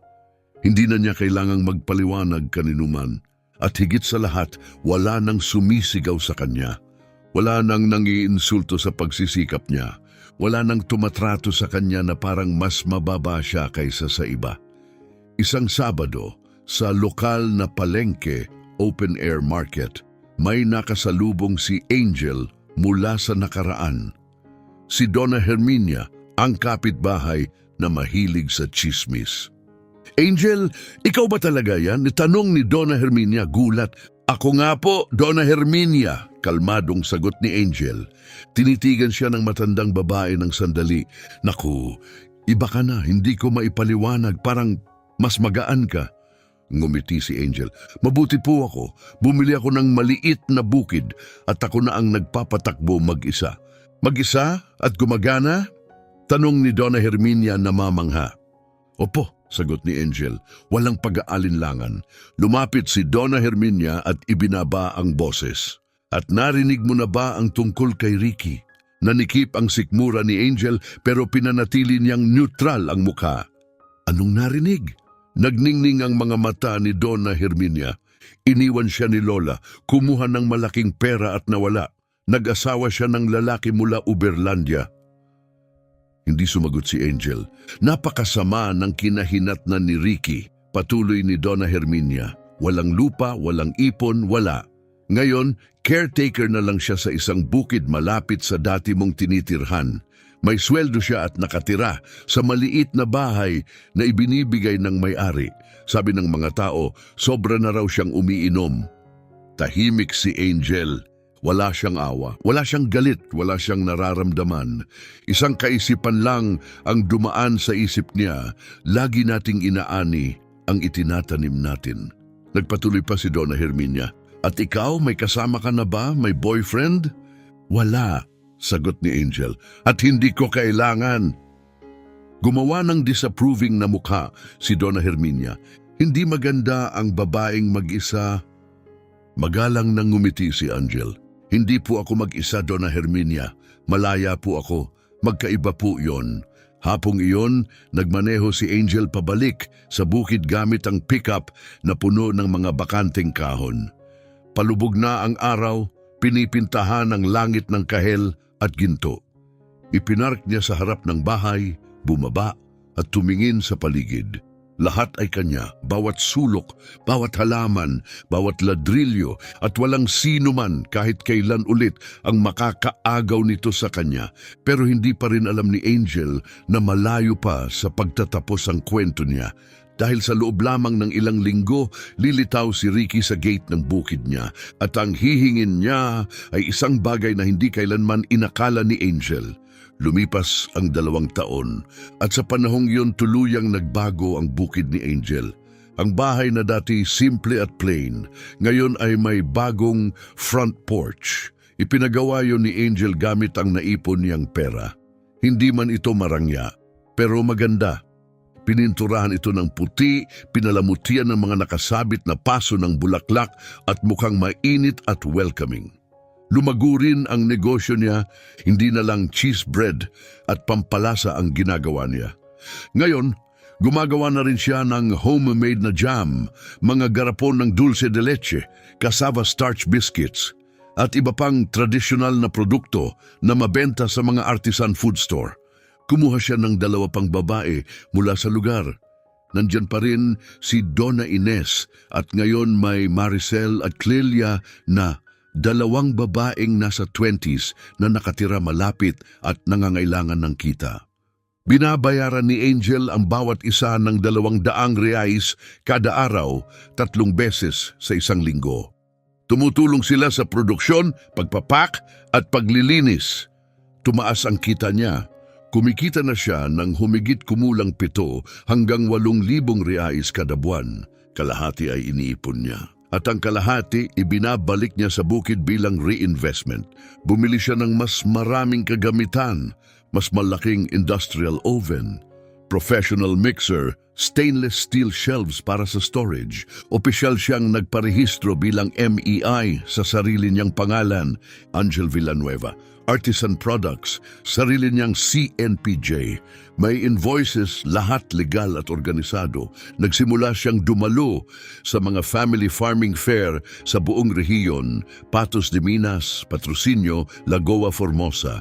At sa bawat pagkakataon, umaalis siya na puno ang mga kahon at umuwi na ubos ang laman. Gustong-gusto ng mga tao ang produkto niya, pinupuri ang lasa, ipinapakilala sa mga kaibigan. Kumalat ang magandang reputasyon niya ng natural. Sa isa sa mga fair sa Patrocinio, may isang babae ang lumapit sa pwesto ni Angel. Dr. Fernanda ang pangalan niya. Isa siyang nutritionist at may-ari ng isang natural food store sa bayan. Tinilman niya ang cheese bread. Pagkatapos, sinubukan niya ang jabuticaba jam. Nanlaki ang mata niya. Napakasarap nito, sabi niya. Nag-supply ka ba sa mga tindahan? Opo, sagot ni Angel. Gusto kong mag-place ng malaking order, sabi ni Dr. Fernanda. 100 cheese bread kada linggo at 50 garapon ng jam. Kaya mo ba yon? Mabilis na nagkalkula si Angel sa isip. Maraming trabaho yon. Pero kaya, opo, sabi niya nang may kumpiyansa, kaya ko. Doon na mismo nila pinagkasunduan.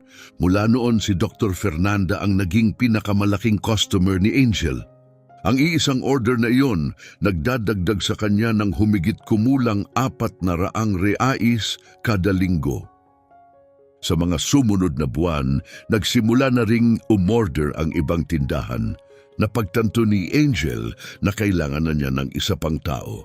Kinuha niya si Donna Marilu, isang 50 taong gulang na babaeng mag-isa at nangangailangan ng kita. Ngayon, 4 na babae na ang nagtatrabaho sa bukid at iginiit ni Angel na lahat sila ay formal na employed. Tumanggi siyang tratuhin ang sinuman sa paraang naranasan niya noon. Naging organisado ang produksyon na parang totoong negosyo. Lunes, Miyerkules at Biyernes, production days. Martes at Huwebes, delivery days. Sabado, market day. At linggo, pahinga si Angel. Karaniwan, pumupunta siya sa bayan at kumakain ng tanghalian sa bahay ni Donna Esmeralda. Noon, si Donna Esmeralda ay hindi na lang abogado, naging tunay na kaibigan na siya. Isang linggo, nagkakape silang dalawa sa porch ni Donna Esmeralda nang mapag-usapan si Ricky. Narinig mo ba? Sinubukan daw niyang ibenta ang pickup niya, sabi ni Donna Esmeralda. Huminto si Angel, hawak ang tasa. Anong ibig mong sabihin? Sabi ni Valeria, sagot ni Donna Esmeralda. Nahihirapan na raw siya. Tinanggal siya sa bukid na pinagtatrabahuhan niya. Sabi ng mga tao, umiinom daw siya habang nasa trabaho. Tahimik si Angel. At si Lola? Tanong niya. May asawa na si Lola sa Uberlandia. Sagot ni Donna Esmeralda, maayos ang buhay ayon sa naririnig ko, para bang wala na siyang pakialam kay Ricky. Dahan-dahang sumipsip ng kape si Angel. Lahat tayo may pinipiling landas, sabi niya. Pinagmasdan siya ni Donna Esmeralda. Wala ka bang nararamdaman kahit kaunting awa? Nag-isip si Angel bago sumagot. Wala, tapat niyang sabi. Sobrang dami kong inisip at tiniis dahil sa kanya. Ninakaw niya ang mga tao ng buhay ko. Ngayon siya ang humaharap sa resulta ng ginawa niya. Hindi ito paghihigante. Resulta lang ito ng mga aksyon niya. Tumango si Donna Esmeralda. Tama ka! Pagkatapos binago ni Angel ang usapan. Donna Esmeralda, gusto ko po sanang itanong. May programa ba ang gobyerno para sa mga rural entrepreneur? Baka may quality seal o certification na makakatulong sa akin para makabenta sa mas malalaking market? Sa tingin niyo po, qualified ako? Ngumiti si Donna Esmeralda. Siyempre, may rehistro ka, invoices, kagamitan at maayos na structure. Tutulungan kita sa papeles. Pagkalipas ng 3 buwan, nakuha ni Angel ang Municipal Inspection Seal. Ibig sabihin, pwede na siyang legal na magbenta sa supermarkets, restaurants at hotels. Hindi nagtagal, nakapirma siya ng kontrata sa 2 supermarket sa Patos de Minas. Nagsimula siyang mag-supply ng frozen cheese bread, jam at pampalasa. Sa supermarkets pa lang, kumikita na siya ng humigit kumulang 1,500 reais kada linggo. At patuloy pang lumalaki ang negosyo niya. Patuloy na tumaas ang kita ni Angel hanggang umabot ito sa 12,000 reais kada buwan. Habang mabilis na lumalago ang negosyo, gumawa si Angel ng isa pang matapang na hakbang. Bumili siya ng 2 karagdagang ektarya ng lupa katabi ng kanyang property at lalo pang pinalawak ang kanyang taniman. Ngayon may espasyo na siya para mag-eksperimento. Nagsimula siyang magtanim ng mga espesyal na uri ng sili upang makagawa ng mga produktong wala pang nagbebenta sa rehiyon. pineapple pepper jam, bikinyo pepper jam. Mga kombinasyong matamis at maanghang na nagpapahinto sa mga tao, nagpapatikim at agad nagtatanong kung saan makakabili pa. Hindi lang basta nabebenta ang mga produkto niya, namumukod tangi ang mga ito. Pagkatapos, may nangyaring hindi kailanman inasahan ni Angel. Inanunsyo ng City Hall ng Patos de Minas na mag-oorganisa sila ng isang rural entrepreneurship event. Sa event na yon, pararangalan ang pinakamahuhusay na success stories sa rehiyon at bibigyan ng parangal ang mga lokal na producer na may makabuluhang naitayo. May nag-nominate kay Angel, isa sa kanyang mga kliyente. Hindi man lang niya alam na naisumiti ang pangalan niya. Isang araw, nakatanggap siya ng tawag mula sa Department of Agriculture. Mrs. Angel, napili po kayo bilang isa sa mga finalist para sa Women's Rural Entrepreneurship Award. Gaganapin ang seremonya sa susunod na buwan. Makakadalo po ba kayo? Halos hindi makapaniwala si Angel sa narinig niya. Opo, sagot niya gulat pa rin. Opo, makakadalo ako. Ginawa ang seremonya sa isang bulwagan sa loob ng City Hall. Mga 50 tao ang naroon, ang mayor, mga city secretary, mga negosyante, rural producer at mga leader ng komunidad. Kinakabahan si Angel buong oras. Nakasuot siya ng simpleng navy blue na damit na binili niya para sa okasyon. Maayos na nakatali ang buhok niya, magaan at natural ang makeup niya. Kasama niya si Donna Esmeralda, nakaupo sa tabi niya na parang tunay na pamilya. Di nagtagal, tinawag ang 3 finalist sa entablado. Isa si Angel sa kanila. Nagbigay ng talumpati ang mayor tungkol sa kahalagahan ng kababaihan sa agrikultura. Nagsalita siya tungkol sa katatagan, determinasyon at kapangyarihan ng rural entrepreneurship. Pagkatapos, binuksan niya ang sobre at inanunsyo, ang Women's Rural Entrepreneurship Award ngayong taon ay mapupunta kay Angel Villanueva. Dahan-dahang tumayo si Angel, nanginginig ang mga tuhod. Umakyat siya sa entablado at tinanggap ang tropeyo, sertipiko at isang simbolikong tseke na 5,000 reais para ipuhunan sa kanyang negosyo. Pagkatapos, hiniling sa kanya na magsalita ng ilang salita. Mahigpit niyang hinawakan ang mikropono at tumingin sa mga tao. Nakita niya si Donna Esmeralda na nakangiting may pagmamalaki. Nakita niya ang mga empleyado niya na pumunta para suportahan siya. Huminga siya ng malalim. Gusto ko lang magpasalamat, panimula niya. 3 taon na ang nakalipas, wala akong kahit ano. Pinalayas ako sa bahay ko, pinahiya at iniwan na walang-wala. Pero hindi ako sumuko. Nagtrabaho ako, lumaban ako, naniwala ako na posible ang magsimula ulit. At ngayon narito ako. Hindi dahil sinuwerte ako, kundi dahil nakahanap ako ng tapang. Sandali siyang tumigil, pinipigilan ng luha. At gusto kong sabihin sa bawat babaeng naghihirap ngayon, huwag kayong susuko, kayang magbago ang buhay at kaya nating baguhin ito. Maraming salamat. Tumayo ang buong silid at pumalakpak. Bumaba si Angel mula sa entablado, hawak ang tropeyo, kumikislap ang luha sa mga mata. Matapos ang seremonya, may lumapit na journalist mula sa lokal na pahayagan at humingi ng permiso na magsulat ng feature tungkol sa kanyang kwento. Pumayag si Angel. Sa sumunod na linggo, lumabas ang artikulo na may malaking headline, "Babaeng nalampasan ang pagkakalayo at naging huwaran sa rural entrepreneurship." Mabilis na kumalat ang kwento. Mas maraming tao ang naging interesado sa kanyang produkto. Mas maraming tindahan ang nakipag-ugnayan. Mas dumami ang order, mas dumami ang pagkilala. At sa unang pagkakataon sa buhay niya, tunay na naramdaman ni Angel ang katuparan. Hindi lang ito tungkol sa pera, tungkol ito sa dignidad, tungkol ito sa pagpapatunay sa sarili niyang kaya niya, tungkol ito sa muling pagbubuo ng kanyang identidad. Pero hindi pa tapos ang kwento dahil isang Huwebes ng hapon, Habang nasa kusina si Angel at nagpapak ng cheese bread, narinig niya ang tunog ng kotse na huminto sa harap ng bahay niya. Lumapit siya sa bintana at nanigas ang katawan niya. Bumaba si Ricky mula sa kotse. Hindi niya kotse, lukot ang damit niya. Hindi siya ahit. Mabagal siyang naglakad papunta sa gate, parang mabigat ang bawat hakbang. Bumilis ang tibok ng puso ni Angel. Anong ginagawa niya roon? Sandali siyang nanatili sa bintana, nagmamasid.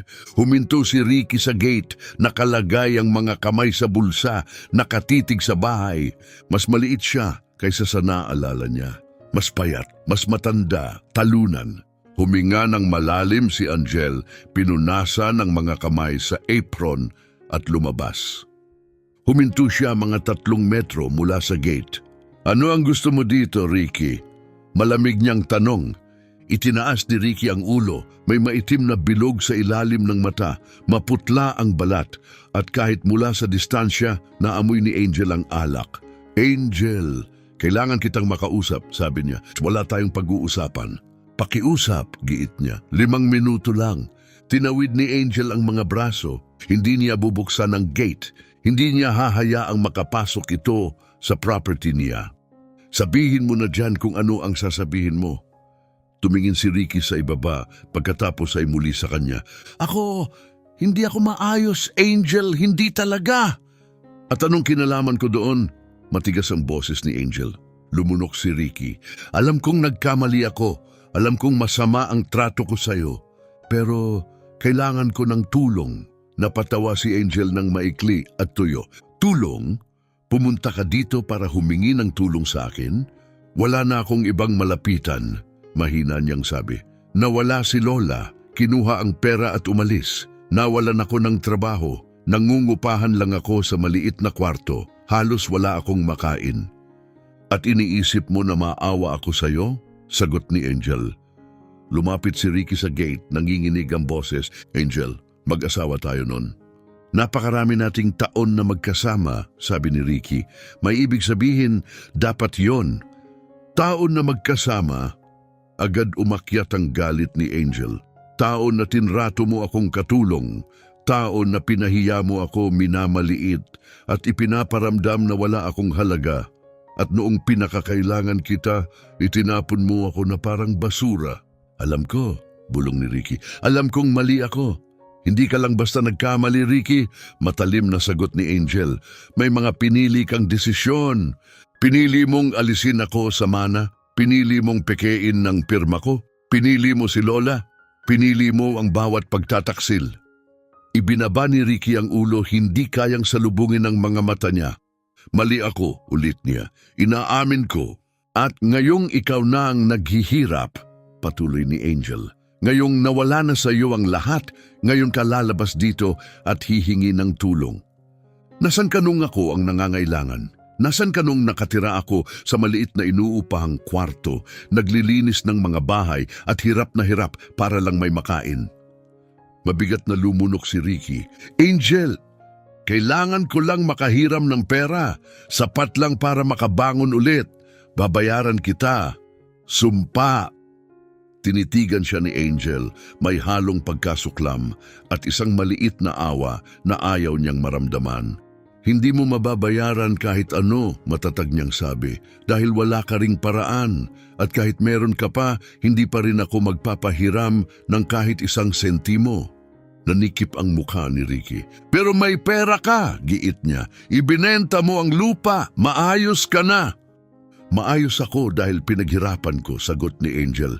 Dahil lumaban ako, dahil tumanggi akong sumuko. Wala kang karapatang pumunta dito at humingi ng kahit ano sa akin. Sinubukan ni Ricky ang ibang paraan. Humina ang boses niya, halos nagiging emosyonal. Sa ngalan ng Diyos, Angel, alam kong mabuti ang puso mo. Nun pa man, pakiusap, huwag mo akong iwan sa ganito. Mabuting puso? Lumapit si Angel, matatag at malamig ang boses. Dinurog mo ang mabuting puso ko. Sinira mo ang tiwala ko. Ninakaw mo ang mga taon ng buhay ko. At ngayon, gusto mong maawa ako sa'yo? Tulong lang ang hinihingi ko, pabulong ni Ricky. Hindi! Malakas na putol ni Angel. Wala kang makukuhang tulong sa akin. At gusto mo bang malaman kung bakit? Dahil may natutunan ako sa lahat ng ito. Inaani mo ang itinatanim mo. At ang itinanim mo ay kasinungalingan, pagtataksil at kalupitan. Ngayon, inaani mo ang resulta. Mahigpit na humawak si Ricky sa gate, puno ng desperasyon ang muka. Angel, mapupunta ako sa kalsada, wala na akong mapupuntahan. Hindi na tinag si Angel. At nung pinalayas mo ako, nag-alala ka ba? Nung pinalayas mo ako sa harap ng mga kapitbahay, inisip mo ba kung saan ako matutulog? Kung saan ako kakain? Kung saan ako pupunta? Galit lang ako noon, bulong ni Ricky. At galit din ako ngayon, sagot ni Angel, pero may pagkakaiba. Hinding-hindi ko gagawin sa iyo ang ginawa mo sa akin. Hindi kita tutulungan, pero hindi rin kita sasaktan. Kakayanin mong mag-isa gaya ng kinailangan kong gawin. Nanahimik si Ricky, namumula ang mga mata niya at sandali parang iiyak siya. Nagsisisi ako, Angel, sabi niya. Totoo. Walang binabago ang pagsisisi mo, sagot niya. Hindi nito maibabalik ang mga taon na nawala. Hindi nito mabubura ang kahihiyan. Hindi nito mapapawi ang sakit. Pero nakaya mo, giit ni Ricky. Maayos ka, may bukid ka, may pera ka. Tinitigan siya ni Angel. Nakaya ko, Ricky, dahan-dahan niyang sabi, ako, mag-isa, wala ka. At alam mo ba ang natuklasan ko? Mas malakas ako kapag wala ka kaysa noong kasama kita. Pagkatapos, tumalikod si Angel at nagsimulang maglakad papunta sa bahay. Sumigaw si Ricky sa likod niya. Angel, pakiusap. Huminto siya at lumingon sa huling pagkakataon. Ricky, umalis ka at huwag ka nang babalik dito. Hindi ka na parte ng buhay ko. Hindi sa kasalukuyan ko at hindi ka kailanman magiging parte ng kinabukasan ko. Wala akong iba, mahina sabi ni Ricky. Wala rin ako nun, sagot ni Angel. At nabuhay ako. Ngayon, ikaw na